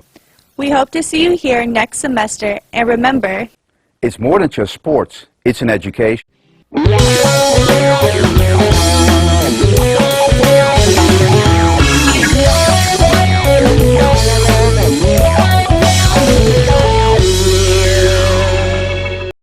Hi, my name is Eric Visser. I'm in my 5th year as the athletic director of Solano College. To experience community college and its mission has been an outstanding experience. Solano College has a very rich tradition in intercollegiate athletics dating back to 1947. I'm very proud to communicate that rich tradition is still being continued with fine young men and women that represent Solano College on and off the court. In the fall we have the volleyball program. We have a very successful women's soccer program. We have both men's and women's basketball. And then we transition to 4 programs: baseball, of softball, men's women's tennis, and men's and women's swimming. It is our mission to excel our programs and our student athletes in academics. All of our student athletes are committed to give back to the community. And we would invite you to be a part of Solano College Athletics by visiting our website www.solanoathletics.com, and you feel a warm welcome at Solano.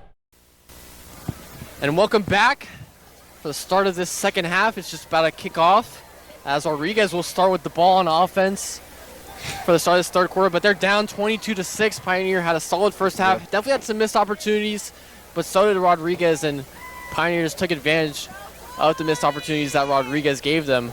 Yeah, Rodriguez just missed on a couple of key plays, and that's been the difference of the game. And if you hit on those plays now, you've got yourself a chance. But you have to score on this possession in order to feel confident that you can come back in this game. And the defense has to step up. I mean, you got 1 turnover, but the rest of the night it hasn't been great. Yeah, and the run game for Pioneer has also been really solid. So if you give the ball back to them, they can certainly do a good job of running down the clock.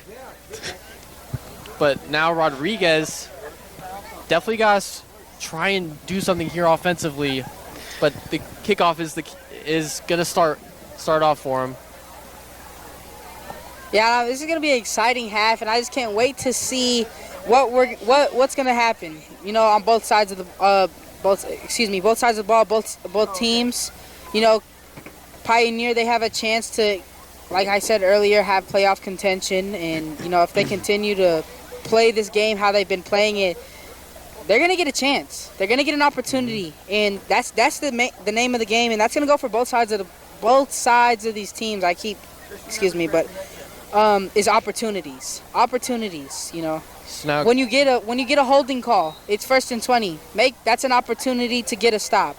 That's more than an opportunity. So there's just little things like that for both teams that you got to capitalize on. It was a 1st and 20 after a holding call, and then they had an 18-yard run right after it. So the kick is going to be returned by number 30, Q Jackson. He's going to get a decent return like that on the kickoff. Takes it to just before the 50-yard line, and that's where the Rodriguez will set up shop. And we were talking about at halftime, we like the way that Jalen Fayed, the sophomore quarterback, young starting quarterback for this varsity team, has been playing. He made a couple mistakes through that pick six in that first quarter, but other than that, he's played really solid. Yeah, I think the stat line doesn't do it justice how well I think he's been playing, and it's not like he's been playing perfect or even like a 8 out of 10. I think it's been a 7 out of 10 performance so far, and that's good enough for me to feel confident. And he's shown flashes in his early development as a quarterback.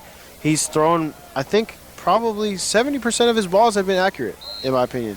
So I think it's just been a few mistakes by him, but a couple drops too. So now Fayed will take it on the read option, bounces to the left side, shows off some speed. He gets hit hard. Gets it to about the 47-yard line, just past midfield, but a solid gain on 1st and 10, first play of the second half for the Mustangs offense. Yeah, and it seems like he's a kind of a warrior right there. Took a little bit of a lick from the defense, but, he popped right back up and didn't get fazed by it and just continued pushing in. But, as a head coach, you don't want to see your quarterback take those hits like that. Yeah, because, that could derail a game. Yeah, but Fayed showing off his toughness on that run, and we haven't really seen him run it too much. He's only got, I think, 1 carry in his 2 starts. I like that, though. Different. It looks different. And he's in the shotgun now. Second and about 3. Charles is in the backfield with him. Hand off to Charles, and got nowhere to go. Bounces to the right side, trying to get some space. Got it to maybe about the line of scrimmage, maybe a yard. Yeah, he ran into his own guy, number 55. Chase Stadelhofer, yeah. Yes, senior. Stadelhofer was just blown off the line of scrimmage. Yeah, but that's the type of effort we've been talking about all night from number 19, Darian Charles, that no matter what, he'll find a way. He'll find a way, even though it was just a yard. Even though it was just a yard, he still finds a way to get something out of it. And like I said, that's going to foreshadow what we're going to see in the future. What we're going to see in the future for this team, for these, upcoming superstars. How can you keep your team in it? So 3rd and 4 in it for Fayed. Drops back to pass, throws it deep to the right side to Gideon Mayo, and it's caught! Oh, what a grab from Gideon Mayo, the sophomore wide receiver. Another big play for Mayo on 3rd down. Oh, my goodness. And, are we going to get a taunting call on that? Yeah, there's going to be a flag thrown as you were starting to talk, Mason. Yeah, I mean, that is just an amazing catch. I mean, I talked about earlier, physical guy, too, can get it at the catch of attack right there. And, yeah, that's exactly what you want. That's why you throw it up to him.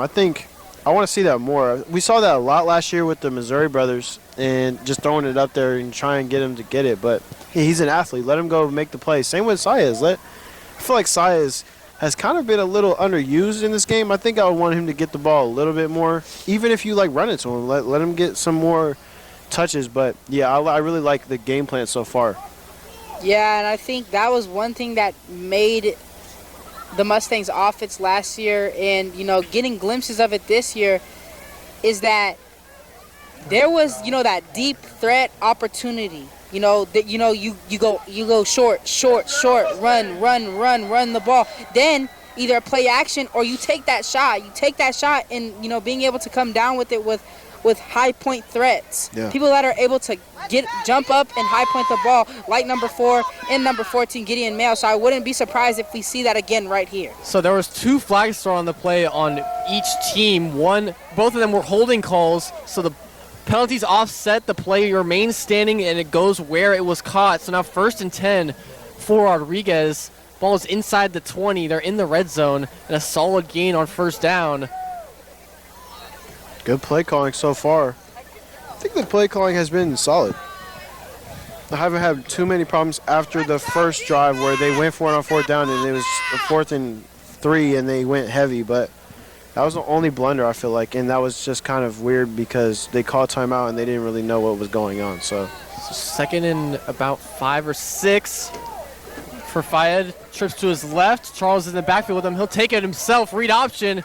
He's going to get hit hard right line of scrimmage, but gets his helmet taken off, but he's fired up.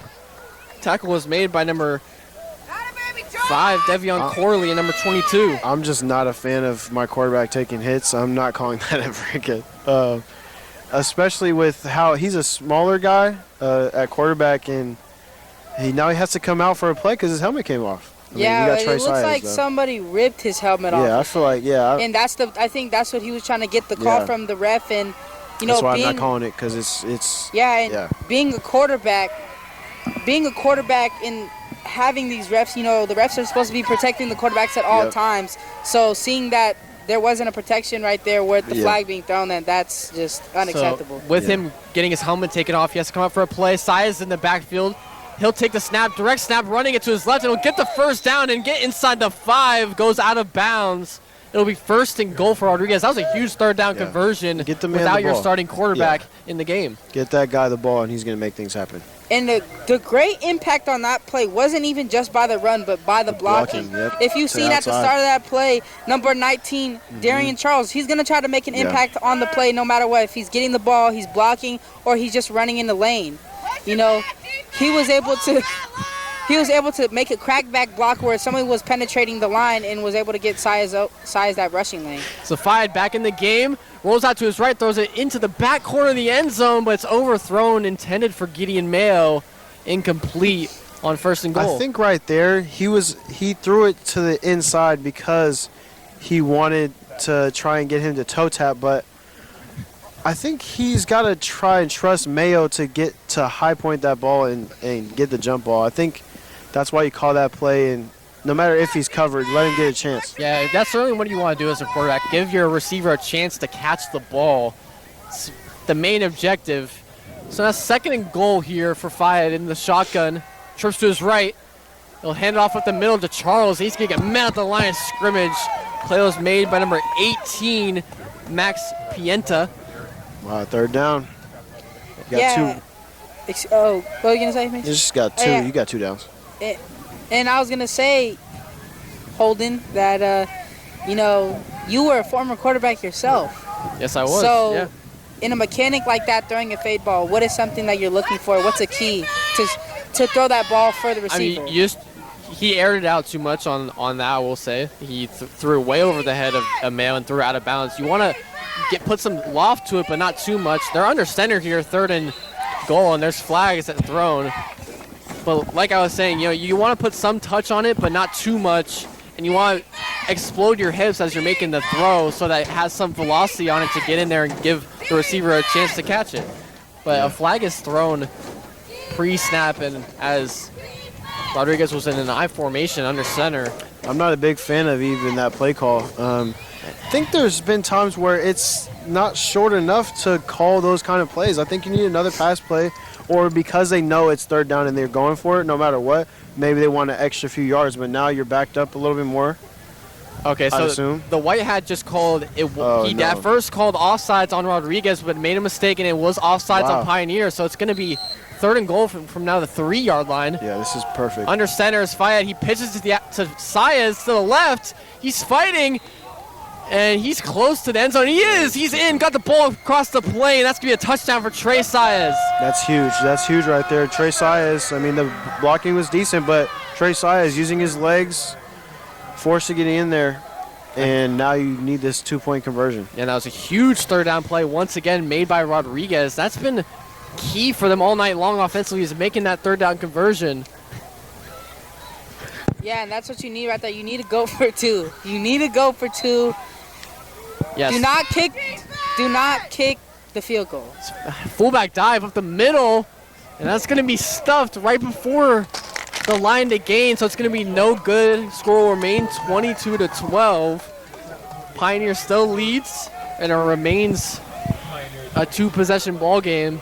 But a good opening drive from Rodriguez. Took a lot of time off the clock. 7.5 minutes left here in the third quarter. It just feels like you needed to get that. You just needed to get that situated. I don't know about the play call. There's a fullback dive, not terrible. I don't know. I would have rather had him play action roll out or something along the lines. I wouldn't say that it was a bad play call, but that's the type of play that you call to set up the play action. But since you're running a 2-point conversion and you're not able to set it up, you just go for that play action. I think that would have been open with if you would have had Trey Sias or the fullback running out into the flat, and he would have been wide open. That's what I believe. Yeah, I think so. I agree. I mean, it's one of the most effective play calls in football on the goal line. Yes. And that's why a lot of teams run it. It's my favorite play. Is it because it's so effective, Mason? Yeah. Thank you. I like the play action rollout in the boot the most because it gets your quarterback out in space. Sias will kick a little onside kick, but it is recovered cleanly this time by number 52, Ed Arola, the junior. Yeah, we have some technical issues with the camera. Maybe that's our TV. No, I think we did just get the color fixed on our broadcast. Or it might have just been our monitor over here. But now Pioneer will get their first offensive possession of the second half. It'll be 1st and 10 for them. In the good field position after the onside kick. Ball is on the 48-yard line. Gotta get a stop here if you're Rodriguez. Thank you. Whoa. So Constancio's in the shotgun. 1st and 10, handoff to Mendez. He's going to get tackled in the backfield by Trey Sias on the blitz. Wow. Fired up. And that was perfect timing. He read the snap of the center. Perfect timing right there. He was able to shoot in that backfield. I was able to hold on, make that wrap tackle, and tackle him back, making it a loss of 4. Yeah, it was almost, actually, it's a loss of 5 yards. 2nd and 15 now. Ball's on the 43-yard line. Constancio's in the shotgun, and he got someone to jump. No flag is thrown, though. Interesting. So he's got 2 receivers left. He should have snapped it if he wanted that. So handoff to Mendez. Got good blocking to his right side. He's got a good gain on 2nd and long. That'll bring up a manageable 3rd down attempt.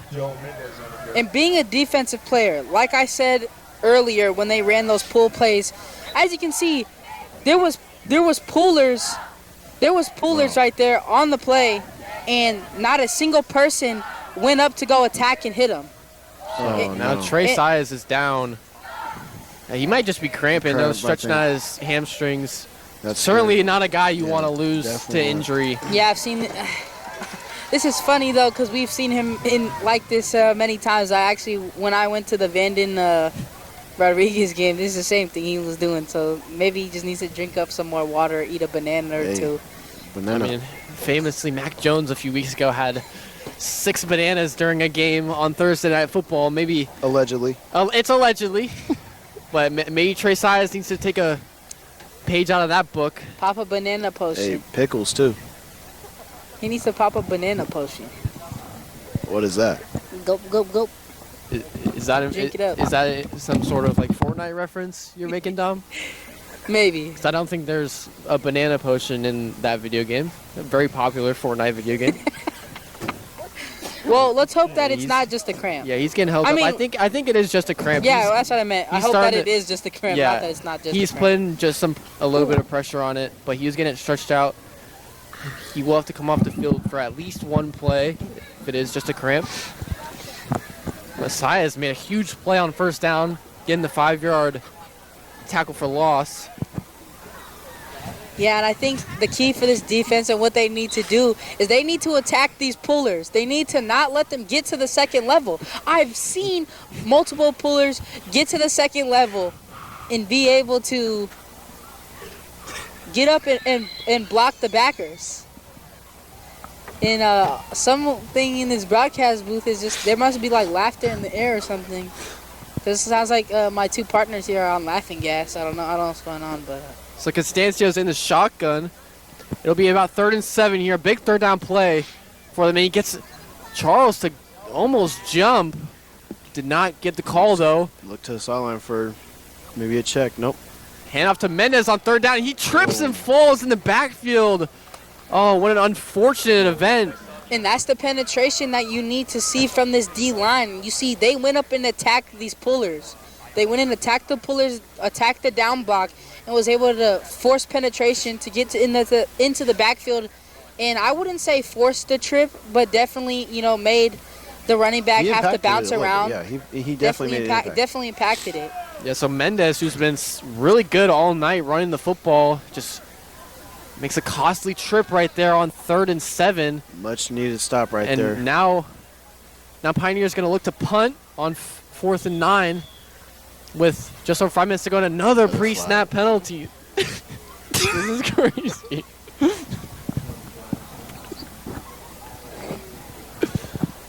And I think that's going to be on Pioneer. I think they had 12 men on the field as number 22 is going to run off.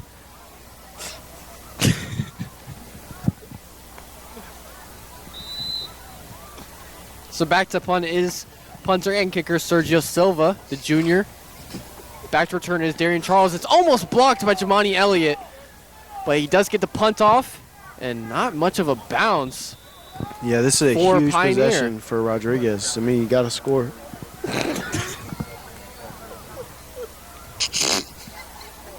Woo! I had to sneeze real quick. I apologize for that.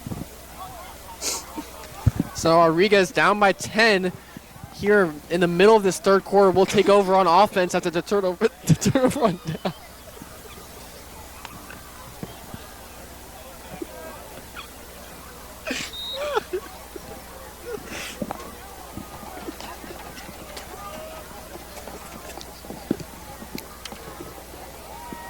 So Jalen Fayette in the shotgun to take snap handoff up the middle to Darian Charles.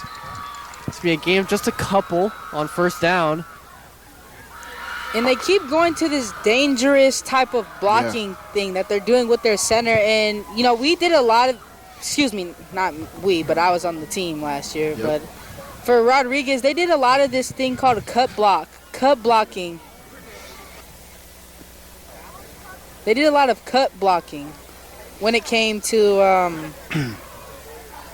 the center. And when it's kind of like a trap, but most of the time it doesn't work, and that's how you can get players injured. So now trips to the left side, was in a tight end, but they'll hand it off up the middle of Charles, and what a big hit that he avoided. And Charles run up the left sideline. He's got a crease. He's got no one in front of him inside the 10, inside the 5, and he'll score on 2nd down. And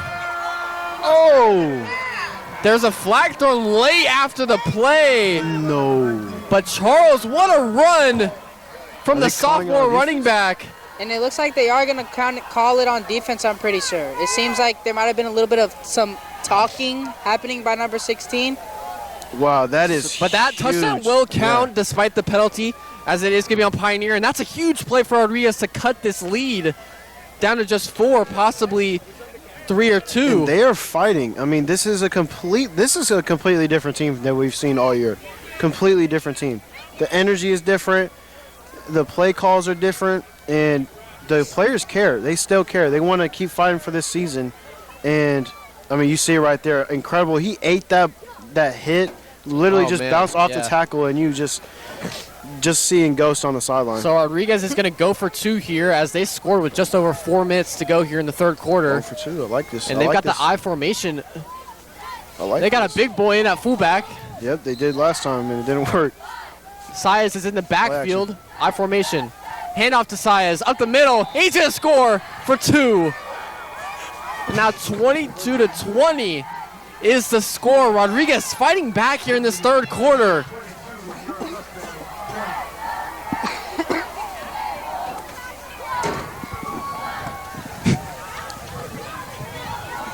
So now after a big defensive stop on 3rd down to get the turnover on downs, Rodriguez on the second play of the drive, it's a long touchdown run from you can say superstar now, superstar running back Darian Charles.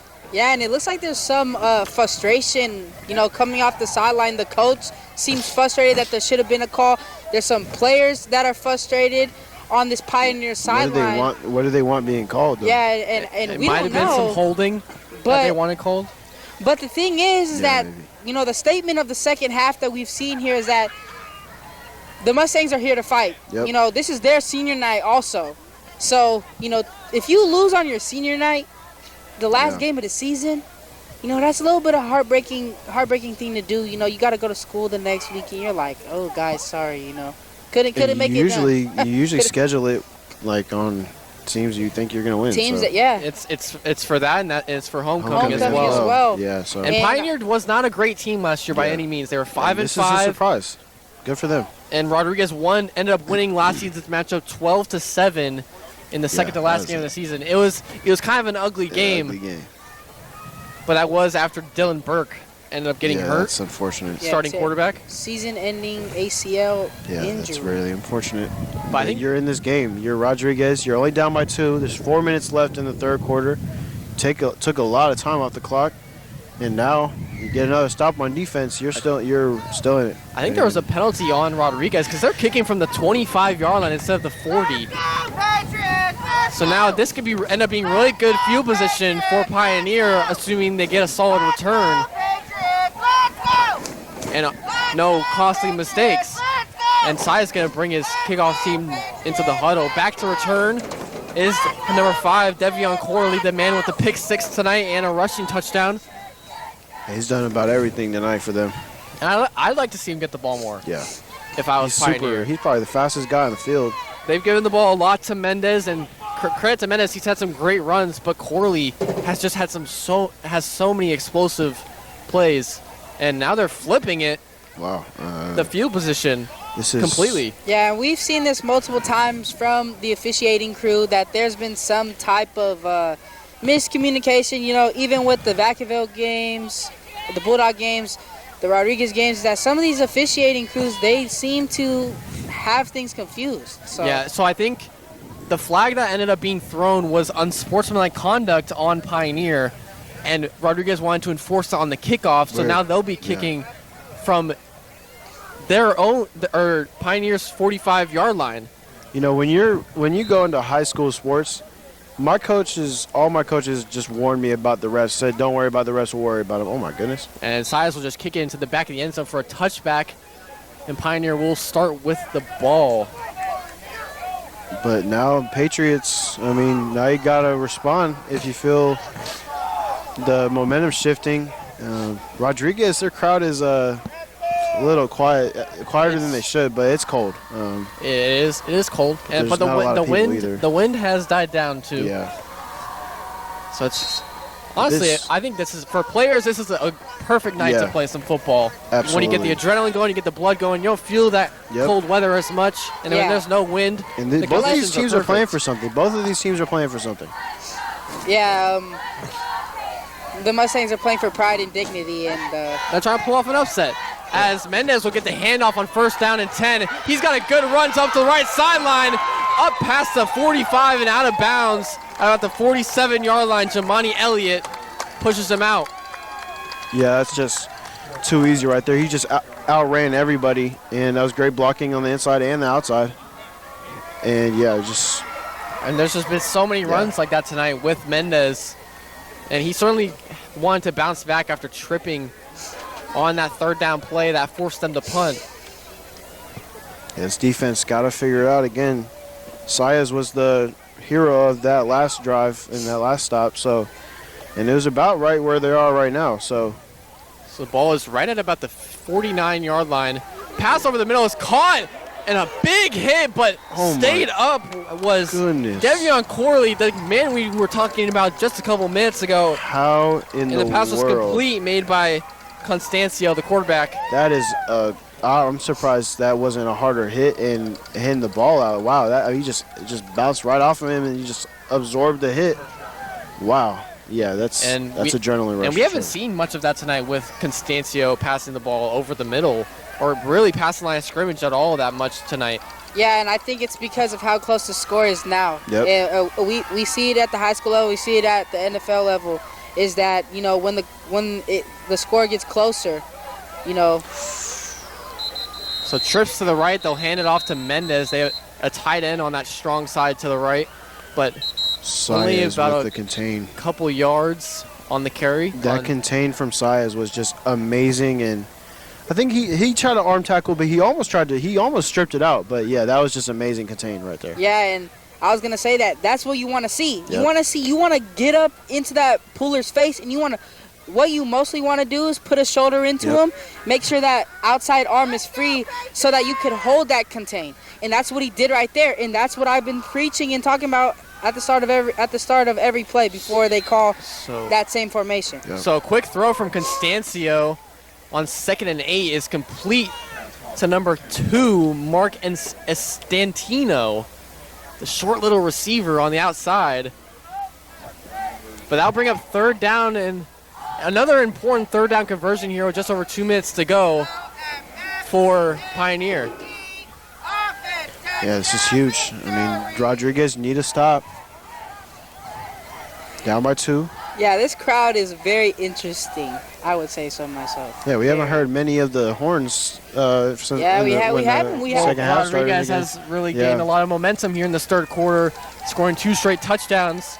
Got to get a stop here if you're the defense. On 2 possessions. Motion Mendez to the left, and they'll pitch it up the middle to Corley. He's got some speed up the right sideline. That's enough for a 1st down and some more. They ran that play earlier, and it worked just the same as it did right there. And they had an opportunity to tackle him at the line of scrimmage. They just missed it. And the key to misdirection plays like that, no matter what's going on. Oh, there was a holding call called against Pioneer on that play. So now that'll bring up 3rd down once again, but now 3rd and 11. Yeah, 3rd and long. 3rd and long. Wow. It was not. That's huge. Yeah, it'll bring up 3rd and long. I don't think it wasn't 3rd and 1. It was like 3rd and like 5. Yeah, it was 3rd and 5. So now it's like should be 3rd and 15. Yeah, it should be from where the ball was. Or are they going to do it from the spot of the foul? Holding calls usually shouldn't be from the spot of the foul. But it looks like they are. But these refs have been a little funky weird. tonight. Yeah, it's a little weird. But that's a huge call at this point in the game, 3rd and 8. 1 minute to go. Rod's got to get a stop. Okay. So now 3rd and 8 with trips to the left, Constancio in the shotgun. Throws over the middle, and his receiver wasn't even looking. That was intended for Instantino. But that'll bring up 4th and 8 now. Yeah, that's huge, man. Yeah, definitely. And, the momentum of this game is starting to turn around. And, there was a little bit of miscommunication right there.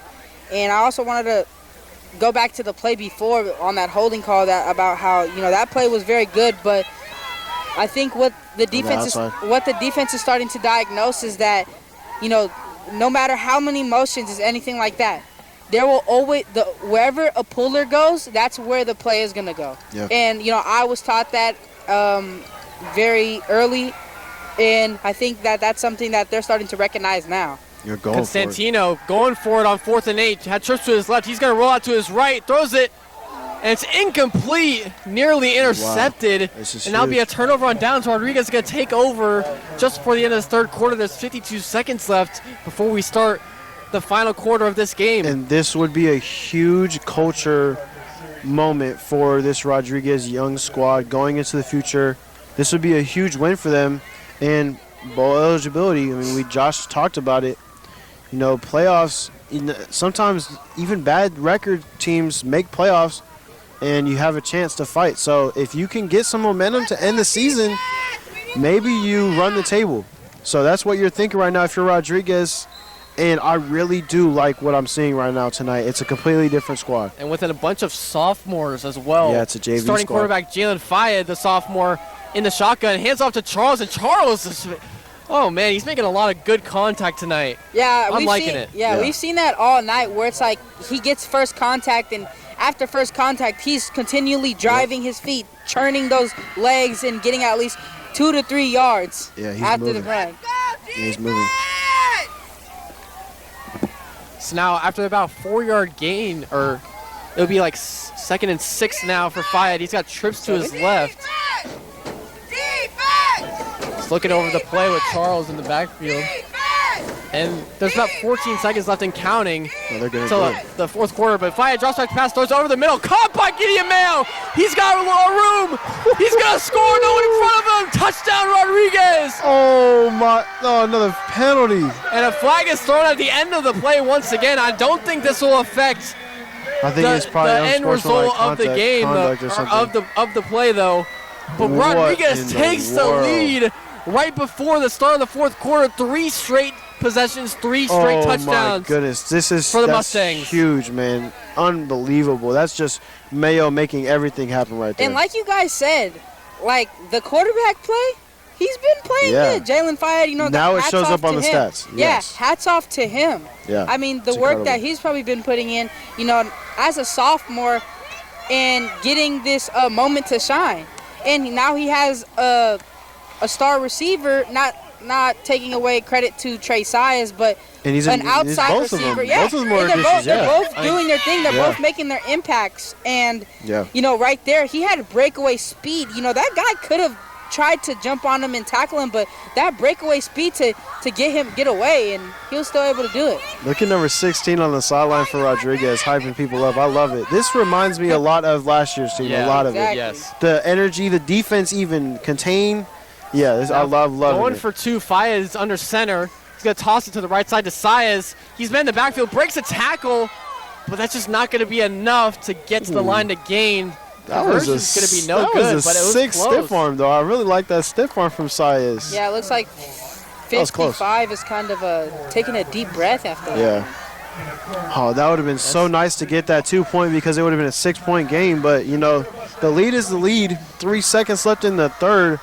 That is just so huge for this team, and the momentum is completely on the Rodriguez sideline. Yeah, we have had a complete turn of events here in this third quarter, complete shift. And we kind of saw shades of what Rodriguez could do in the first half. Yes. And The they're really quarterback, playing to their yeah. full potential, I think, right And now, I said currently. it. I said it at half. If you connect on the opportunities that you missed in the first half, this is what will happen. And, you know, you're seeing it right now. The quarterback, I think the quarterback and the receivers have finally started to get it clicking. And after, 3 games? This is the third game with This is their new third quarterback? game with Fayed in as a starter, That's a huge shift of culture and great things going on. It really does feel like last year's team in the terms of using your playmakers, airing it out, a raid offense. And the defense even containing in the aggressiveness. It's just great to see. And an interesting thing to know is when Pioneer played Wilsey Wood, they won by 22. Yeah. When Rodriguez played against Wood last week, they lost by 20+. Yeah. It's just crazy. So It's football. This shows how big of Any given Friday, Yeah. any given Sunday. Yep. Excuse me. Or Saturday. I love football. That's why you Or Thursday. can't get enough of it. The best Or team does Monday. not always win. It's really the effort. And, I mean, this Rod team has so much talent. So much talent, and it's, you know, what I've been taught is, what I've learned is that not only having talent is not going to get you anywhere if you're just focusing and relying on mainly talent. So effort. Hard work and dedication. So after the kickoff is recovered by Pioneer at about midfield, they'll take over 1st and 10 to start the fourth quarter as the time ran out. We got 12 minutes left of football. It's a 4-point game. Rodriguez leads, scoring 20 straight unanswered points, or 14 straight unanswered, and then another touchdown. What a turn of events. After Pioneer had a huge penalty on 3rd down, and then just weren't able to convert, turning it over on downs after that. And Rodriguez, they were, I think, early in the season were missing the big plays that they had last year, and they've had a lot of them tonight. Yeah. With Gideon Mayo and Darian Charles. It's very inspiring football, and that's all you could ask for this late in the season, and they're really outperforming expectations. And, I think after this game, if they do end up winning, they'll think back, man, what if we started like this in the beginning of the season? Yeah, this has been a great game. Coming into this fourth quarter, handoff up the middle now for Mendez in this Pioneer offense. He's breaking a couple tackles, gets it up to past the 45-yard line, making it a manageable 2nd and short. Yeah, and don't be surprised if you see a little bit of a change from this offensive coordinator or whoever's calling the plays, is because, you know, what I'm starting to see is that when things, not when things get rough, but when things start to get Out of hand a little bit out of hand, it looks like they're going to start changing their play calling and not going to their bread and butter. So that might be something effective, or that might be something. What a play made right there by Trey Sias to contain the little trick play end around. I told you. Yeah, that kid is something special. I mean, he snuffed it out. And just like you said earlier, when you see that guy pulling, you know where it's going. And that's where, and he snuffed it out. Me. I think he heard me. I think he heard me. He snuffed it out. And that is such a crucial play on defense that we have not seen this year until tonight. Yeah. And that's why Trey Sias should have been in this position the whole year. I think they should have had this change of quarterback the whole year. Yeah. Give him opportunities to do things like that. I would agree that he should be changed at his position, but D-end, because he's playing D-end right now. But, I mean, like I said before, is that he actually won best linebacker camp. Screen pass thrown for Pioneer, and he's going to break away. He's got a crease. Inside the 10, inside the 5. He's going to score on third down play. Jaden DeLusta on the wide receiver screen. Perfect blocking from Pioneer, and what an answer after they had no momentum. And that was a great play right there. We seen that at the start of the first quarter, actually, and also we seen that in the second quarter too. And right there, that play, that was called middle screen. Middle screen, you seen all those linemen come up and starting attacking the safeties in the corners. You know, that's what you're supposed to do. It's kind of like a tunnel screen to where, you know, those linemen are leading the way to pay dirt, and that's what happened. And now the score is 28-26, so let's see how the Mustangs can deal with this adversity with just getting the lead back, and now getting it taken away. A huge answer from Pioneer, especially after a negative 7-yard play. They score on 3rd and 10, and the kick is almost blocked, but it goes in and is good. So now a 3-point deficit for Rodriguez after they had finally taken the lead in this game. Pioneer leads 29-26. We got ourselves a shootout. Yeah, and this has been a great game, especially in the second half. And apologies to Robert Murray, who's had to call some kind of blowouts in the last few weeks, some tough games. Some tough games. And now he isn't here with us tonight. Shout out to you, Robert. Now 10 minutes and 25 seconds left here in this fourth quarter. Rodriguez going to get the ball back, down 3.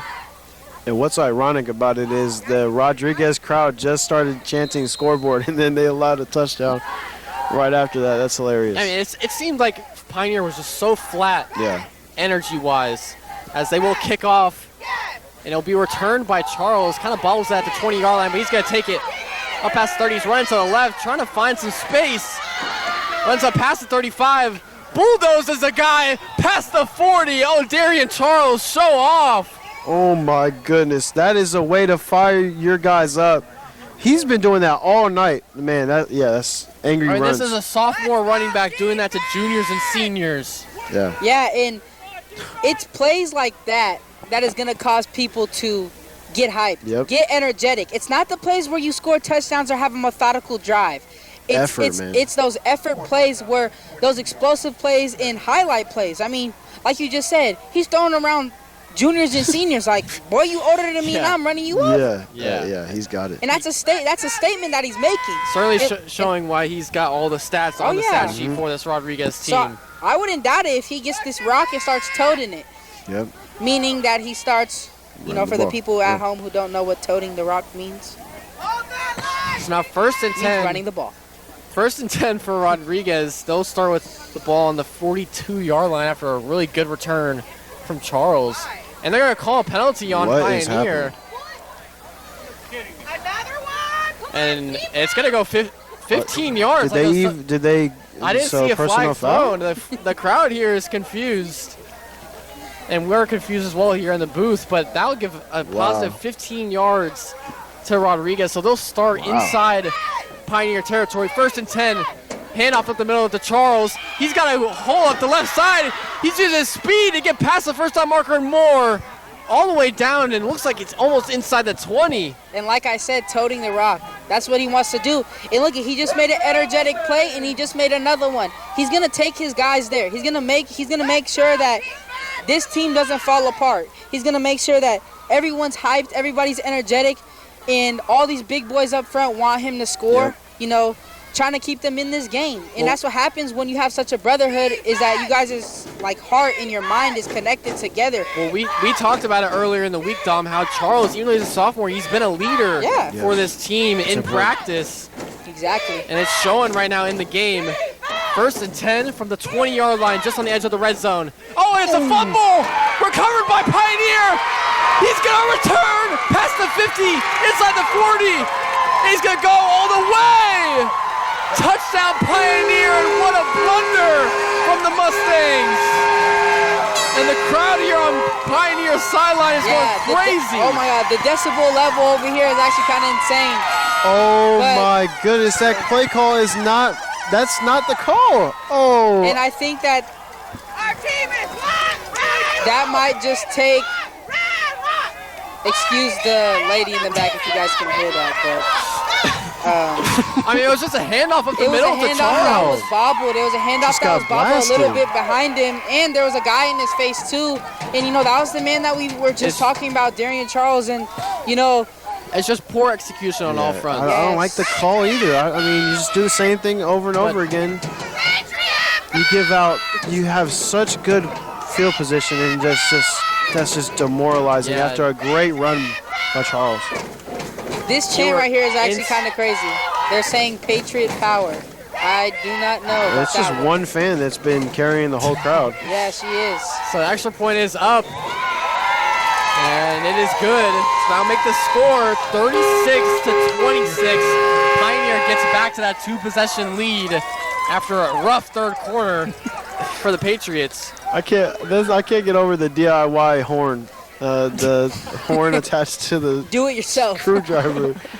Oh my goodness, man! This is a crazy game. That is such.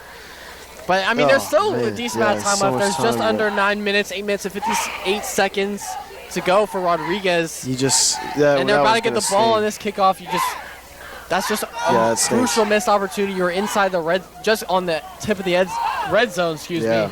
I mean, and you turn it over, similar to what Pioneer did in the first quarter. Yeah, the conservative play calling a little bit. I mean, it would have been, at best, it would have been a tackle for loss, but instead it was a fumble recovery for a touchdown.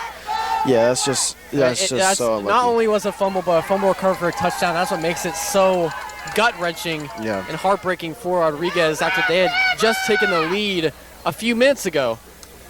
So now kick over the middle will be returned by Q Jackson, the freshman. Fighting up past the 50. Got to hold on to the ball. It's a big kid, too. That's a freshman? That's a big kid right there. Q Jackson is a freshman for this Rodriguez team. He's angry runs, too, man. Oh.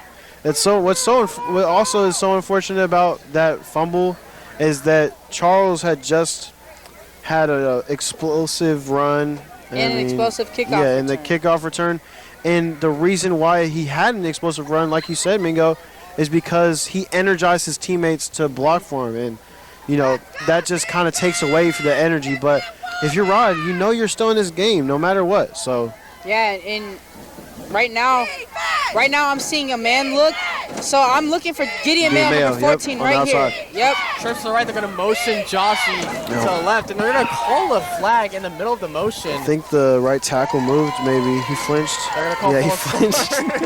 And they're going to tap the back of the head of the right tackle. That's number 58. Noah Hara. Yeah, that's unfortunate because I really did like the look that they had man-to-man with Mayo. And it looks like they're going to call that same. If I'm them, I'm calling that same play again. Yeah. And it looks like, same look on defense. And they have their best safety / cornerback on number 14. So one high safety, shotgun for 5. He's going to throw it up. And it's going to be intercepted by Corley, his second interception of the night on the first play of the drive after a false start. And everything is just falling apart for Rodriguez right now. Man, you just can't have that happen. I mean, I know you're a rookie quarterback, or a sophomore quarterback, not rookie, but, I mean, that's a rookie mistake right there. That's just, you just can't have that happen. And just killing the drive, man, yeah, that's unfortunate. And now Pioneer's going to take over for another offensive possession with a 2-possession lead. And that's the second interception tonight for Devion Corley, and that was not by any means an easy interception. No. He went up to grab that one. Wow, man. That was He's been showing off his athleticism tonight for sure. But they're talking with the ref. What happened? I mean, this defense is on the field for Rod. Yeah, so the defense is on the field for Rodriguez. I don't know what the conversation could be this about. defensive line, I think one thing, sorry to cut you off, but You're all good. the thing with Rod tonight, their defensive line has, outside of Trey Saez, hasn't moved me enough. I think that's really what it comes down to. The run game has been too strong. It's been too weak for them. So yeah, they haven't moved you, but they've been getting moved. Yeah. Yeah, so handoff up the middle to Mendez. He's just driving his legs forward for extra yardage. There to try and tackle him was Trey Saez and Jordan Woods. Thank you. So now that'll bring up 2nd and down and very short Man, for Pioneer. But 62. that will run the clock. They're going to try and burn some of this clock that's off. such a Two-possession lead here man. in the That's fourth such a quarter. demoralizing play, man. That Yeah, and fumble really ended. Yeah, it. that fumble and that interception. It looked like there was a little bit of a miscommunication there.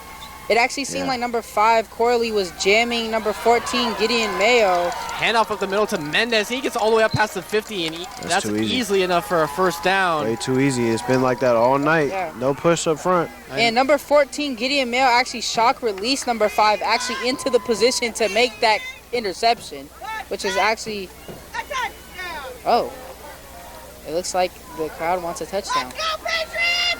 Yeah, so now the clock is running. We want a TD, they say. 7.5 minutes. Pioneer with the lead, 36-26. They've scored 14 straight points. Wow. And Mendez, another big run for a solid gain up the right side. He's going to be met by number 7, This Dylan offensive Shelton. line has just dominated all night. This will be a gain of about 7 or 8 yards. Bring up 2nd and short once again for Pioneer. And they're going to just keep burning this clock with this comfortable 2-possession lead after scoring on that fumble recovery. But that's now 2 defensive touchdowns tonight and another interception to go along with it. So really the defense has stepped up tonight for the Patriots. I think that'll get cleaned up as he goes along in his high school career, though. Can't hang your head if you're a sophomore quarterback on varsity. And he certainly made a lot of good throws tonight. Yeah. And you're still in the game. Defense, if you give him a shot.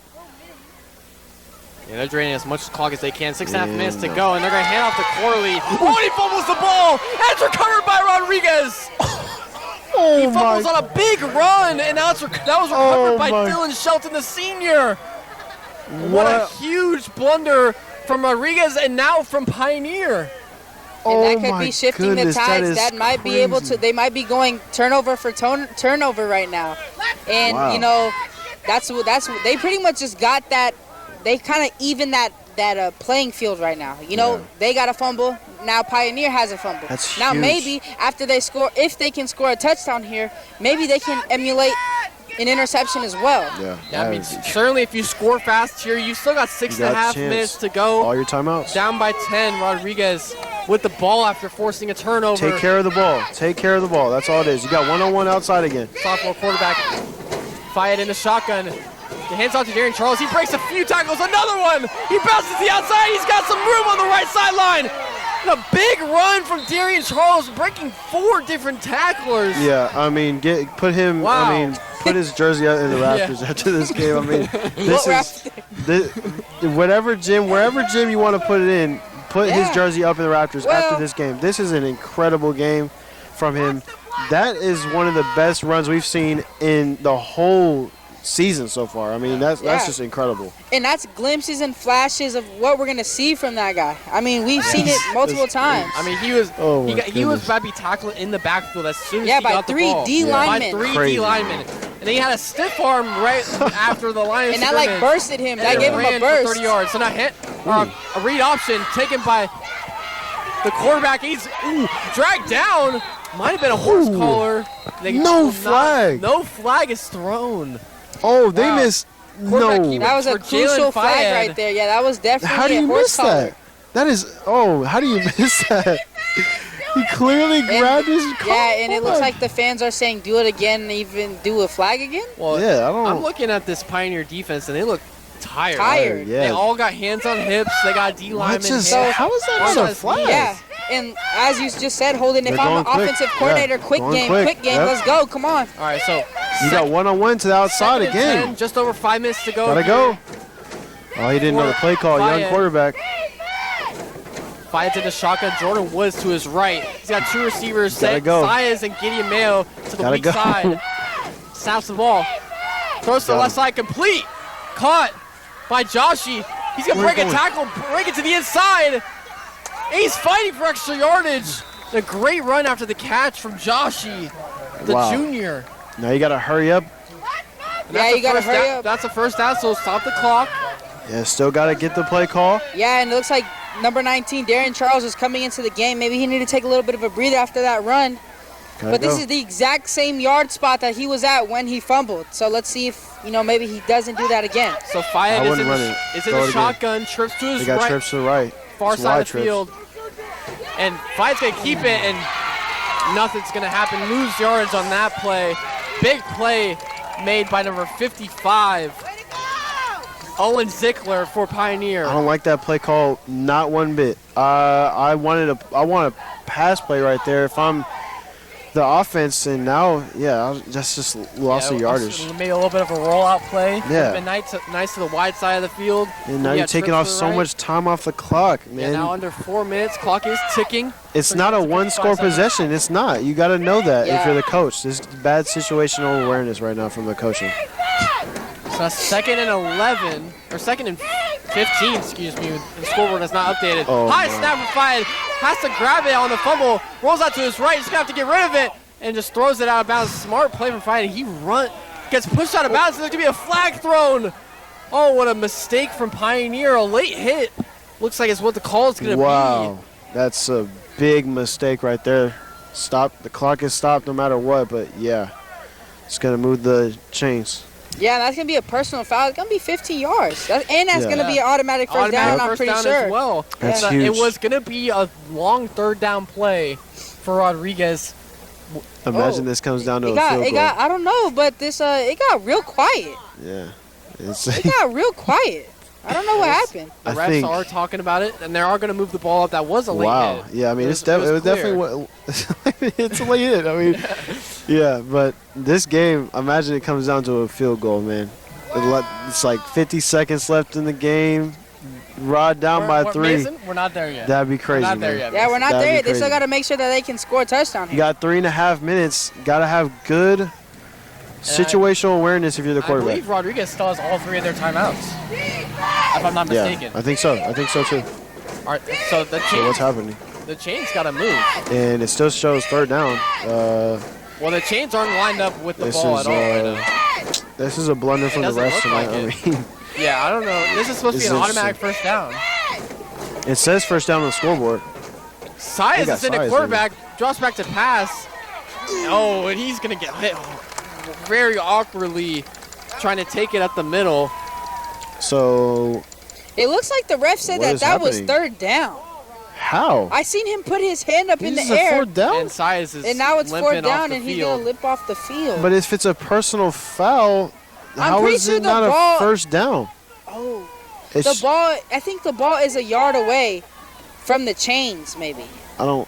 I don't know how that's I mean, even we don't possible. have a great angle at it, but Yeah, that should have been an automatic first down for Yeah, this Rodriguez. is crucial right here, As man. Saez is down on the sideline, holding his One-on-one to knee. the outside. The big 4th down, I guess, here for Rodriguez. Handoff up the middle to Darian Charles, and he goes nowhere, and he's stopped. Rodriguez saying they got it, and they're going to stop the clock at 2 we're minutes gonna and need a 44 measurement. seconds. How? I'm so And the confused. chains don't look lined up at all. I don't think the chains know what they're doing. Wow. And the Mustangs got the first down. Darian Charles got the first down, so that keep the drive going for Rodriguez. What is happening right now? This is. I mean, they should have had the first down no matter what. But now 2 minutes and 40 seconds Hey. left. You gotta go. Ball don't lie. Yeah, ball does not lie. You gotta score now, though. Gotta score now. So now Wow, you can that take fumble. a little bit of your And time they're to bringing clock the does stop. chains to check, even though they already called it a first down. And They it should've sounds had a like the first down, fans here bro. are saying that it is not a first down. They said it one more time. It is not a first down. We'll see. I mean, it's They should certainly have had a close. first down 'cause of the penalty, The but original whatever. call is that it's a first down for Rodriguez. We'll see what it is once they extend it. No bias. I hope it's a first down because I want a good game. Oh, it's just short. Wow. And she was It'll be right. Pioneer And the person in the crowd said As they they did were not right. It convert was on not a fourth first down. It was not a first down. Wow. I don't like that at all because I feel like a personal foul okay, should be a first down. So, yeah, nonetheless, it should have been a first down because it was a personal foul. That's just horrible. I mean, I don't. That's horrible. What was the call? I mean, if it's not a personal A foul, late hit is a personal foul, and it should have And been it's an 15 automatic first yards. down, 15-yard penalty. That is the rule, and they called. did they call something else before that, or was there like? They was it threw like the flag on the sideline after he got hit. So I Yeah, don't know what I else don't the call know. could have been. maybe we don't know the rules or something because that's Now let's come back. inexcusable. Let's come back to the present. Pioneers got the ball, 1st and 10. Whistles blow as the ball is snapped. With 2 minutes and 41 seconds, it's looking very bleak for the Mustangs right now to come back down 10 with just under 3 minutes to go. Feels like Rodriguez kind of not catching a break. I mean, Yeah. it's tough, that fumble. I mean, there's self-inflicted wounds for sure, but the non-call is kind of wild to me. Yeah. Or the call, but like not Getting correctly calling it. Correctly calling it, yes. But the penalty was on Pioneer, false start, so 1st and 15, ball's on the 21-yard line, excuse me. Yeah, 10-point game. That's tough, man. That's such a tough call. Handoff up the middle, and that's going to go nowhere for Mendez. Yo, why are you laughing in the mic? What are you laughing at? Bro. I'll explain it. So one of the players I had talked to on the sideline earlier, and he said that he was gonna do amazing things, and I'm not gonna give a name, Yeah, but it's not happening? he just came into the game and He's not doing much? he did not. Okay. All right, Wow. Jordan Constancio is in the shotgun, 2nd and 15 now. They're going to bleed this clock down as much as they can. Rodriguez isn't calling timeout. I don't know why. I mean, this is interesting. But now it's under 2 minutes, 1 minute and 52 seconds and counting. Pioneer with the ball, shotgun, handoff up the middle to Mendez. He's got a big crease. Big run, 1st down and some more. Possible face mask to be called right there. I don't know if they're going to throw it. That was definitely a face mask call right there. It looked like he was grabbing his face mask and pulling him down, but the ref couldn't see it because there were so many bodies in front of him. But that's going to be This is it's going to be a 1st down for Pioneer and some more. this is gonna sound 1 minute and as 40 seconds left. critical as ever, but this may be the worst referee game I've ever witnessed. Not only did they miss so many calls, they missed a horse collar in that same drive that Rodriguez had, if we remember. There was a clear horse collar tackle. Didn't call that. They called a personal foul, and it should have been automatic 1st down. They didn't get that, and then they miss a. It's been on both sides. It's not like it's been. It definitely It's just been bad. It's been bad. And we talked about it. So much stoppage right, too. right before the half, right after the second half commenced, we talked about it. How we've seen it all year. The officiating crew has not been up to par. They have not been up to par for high school refs, and it's just, not only in this game, not even only just for this team, but also for the Vacaville team that we've been broadcasting to, and I've clearly talked about it. And it can change the outcomes of games. Yeah, definitely. So and momentum shifts, energy gets taken away. So now 1st and 10 for Pioneer on the 37-yard line, and another flag is thrown pre-snap. I think that's like the 12th time that's happened tonight. They just want to throw the flags pre-snap and not the ones that are happening while the game is happening. So yeah, so a lot of laundry on the field, man. A lot. It's just a lot. And we're trying to figure out why. Because it's like they call penalties when there's not a penalty. They don't call penalties when there is. And it's another false start on Pioneer. So and the Pioneer fans are leaving. has had a lot of penalties called on them. Yeah, tonight. fans are leaving. And some fans are leaving for Rodriguez on their senior night. Yes. I mean, they put up a good fight on senior night. They did. And they had the lead. They did, man. had They stormed back and came back, man, but they just could not finish the job. Huge third quarter, but sort of kind of a blunder in the fourth quarter. Handoff up the middle once again to Mendez. He's met right past the line of scrimmage. He's going to get drove down. Clock is running with 1:30 seconds. It all started with that fumble. That player I was talking about, he just made a play right there. That's what I'm talking about. And okay, Rodriguez, well, now people know who it is. And No, you don't. No, you don't. Timeout. He was hidden in the play right there. You couldn't see it on the camera angle. So clock is stopped at 1:30. Rodriguez called timeout. Thank you. Thank you, Holden. Thank you. Hey, we got to let him know. Thank you. Thank you. I just want to, while we have this time, I want to highlight sophomore quarterback Jaden Fayed. Yeah. I mean, he played great despite the interceptions. I think so. And as a sophomore quarterback against a team that's supposed to be way better than you. Yeah. Pioneer came into this game 6-2, 3-1 in league. Yeah. You're coming to this game 1-4 in league, 3-6 overall. And you just came off of a blowout loss against Will C. Wood. Yeah. It's a huge game for him at home. Trying your best to help out these seniors get a win on their senior night, but, things don't always go your way, and you have things to look forward to if you're that quarterback. But, the game's not over officially, but it's looking bleak. Yeah, so 2nd and 14 now. Handoff to the outside is to Mendez. He's got blockers in front of him, and a great tackle from behind. And another flag is thrown. Man, this is right. It's just this is as long as a game can get. What time is it? Yeah, and that was a clear holding. Yeah, they're saying let him play. It is 10:20 p.m. right now at 1:24 left in this game, and another flag on Pioneer. 2nd and 24. It's either that. I mean, that's 3 straight flags on Pioneer. Why is the clock running? The clock is now running after the ref. It looks like the white flag is being waved. Looks like the white flag is being waved. Wait, if it's an offensive penalty, the clock should not be running. It seems like people just want to get home, maybe. And, that's not the right way. All right, it's not the right way. Constancio's in the shotgun, 2nd and very long. They're just trying to waste the clock, now under 1 minute. He's just going to look at the back judge, wait for him to start counting, and then he's going to snap it. And Pioneer's looking to come out of here with a win. Finish off this game. Hand off to Mendez, and he just got so much room up the left sideline. He's going to fall down in bounds. Smart play. Keep the clock running at 40 seconds. That's probably. And Rodriguez is going to call timeout to stop the clock at 39 seconds.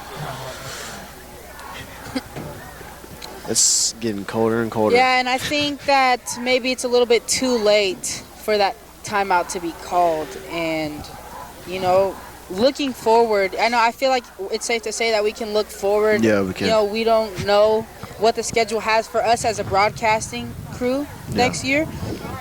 But what we can talk about is, I'll keep tabs on it for sure. The upcoming stars of both of these teams. I mean, Pioneer seems like they're coming up and they're having success.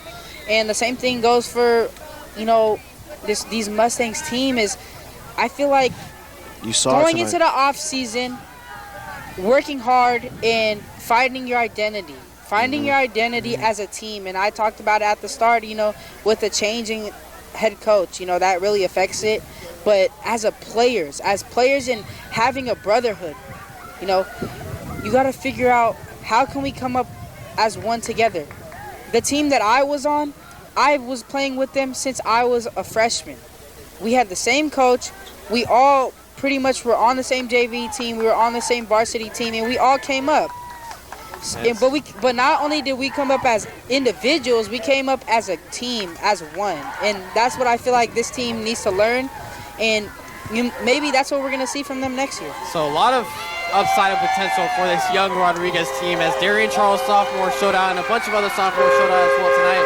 But Pioneer is going to take one last knee and then walk off with a win here tonight, improving to 7-2 overall on the year, 4-1 in league play. Rodriguez going to fall to 3-7, 1-5 in league play, losing this game 36-26. And Mason, I'll go to you first. Rodriguez looked great tonight, but Pioneer just took advantage of the opportunities. Yeah, in the and they second half. just looked even better. Yeah, I mean, it was just with Rodriguez, you know, they didn't look great, but I wouldn't say that, but they looked great outside the turnovers. I mean, that's what it was. I mean, as a collective, it wasn't great, but you win this game if you don't turn the ball over. Simple as that. And that's just the baseline of it. I think the turnover differential was, 4-1, I think? Yeah. And that just can't – you're just not going to win football games that way. And that's just the youth, showing their youth. You know, they have the talent. We saw all night all of their key contributors had mistakes. And, you know, that's just how the cookie crumbled tonight. And this Pioneer team, they're more experienced than you, and they were the better team tonight. That's how it was.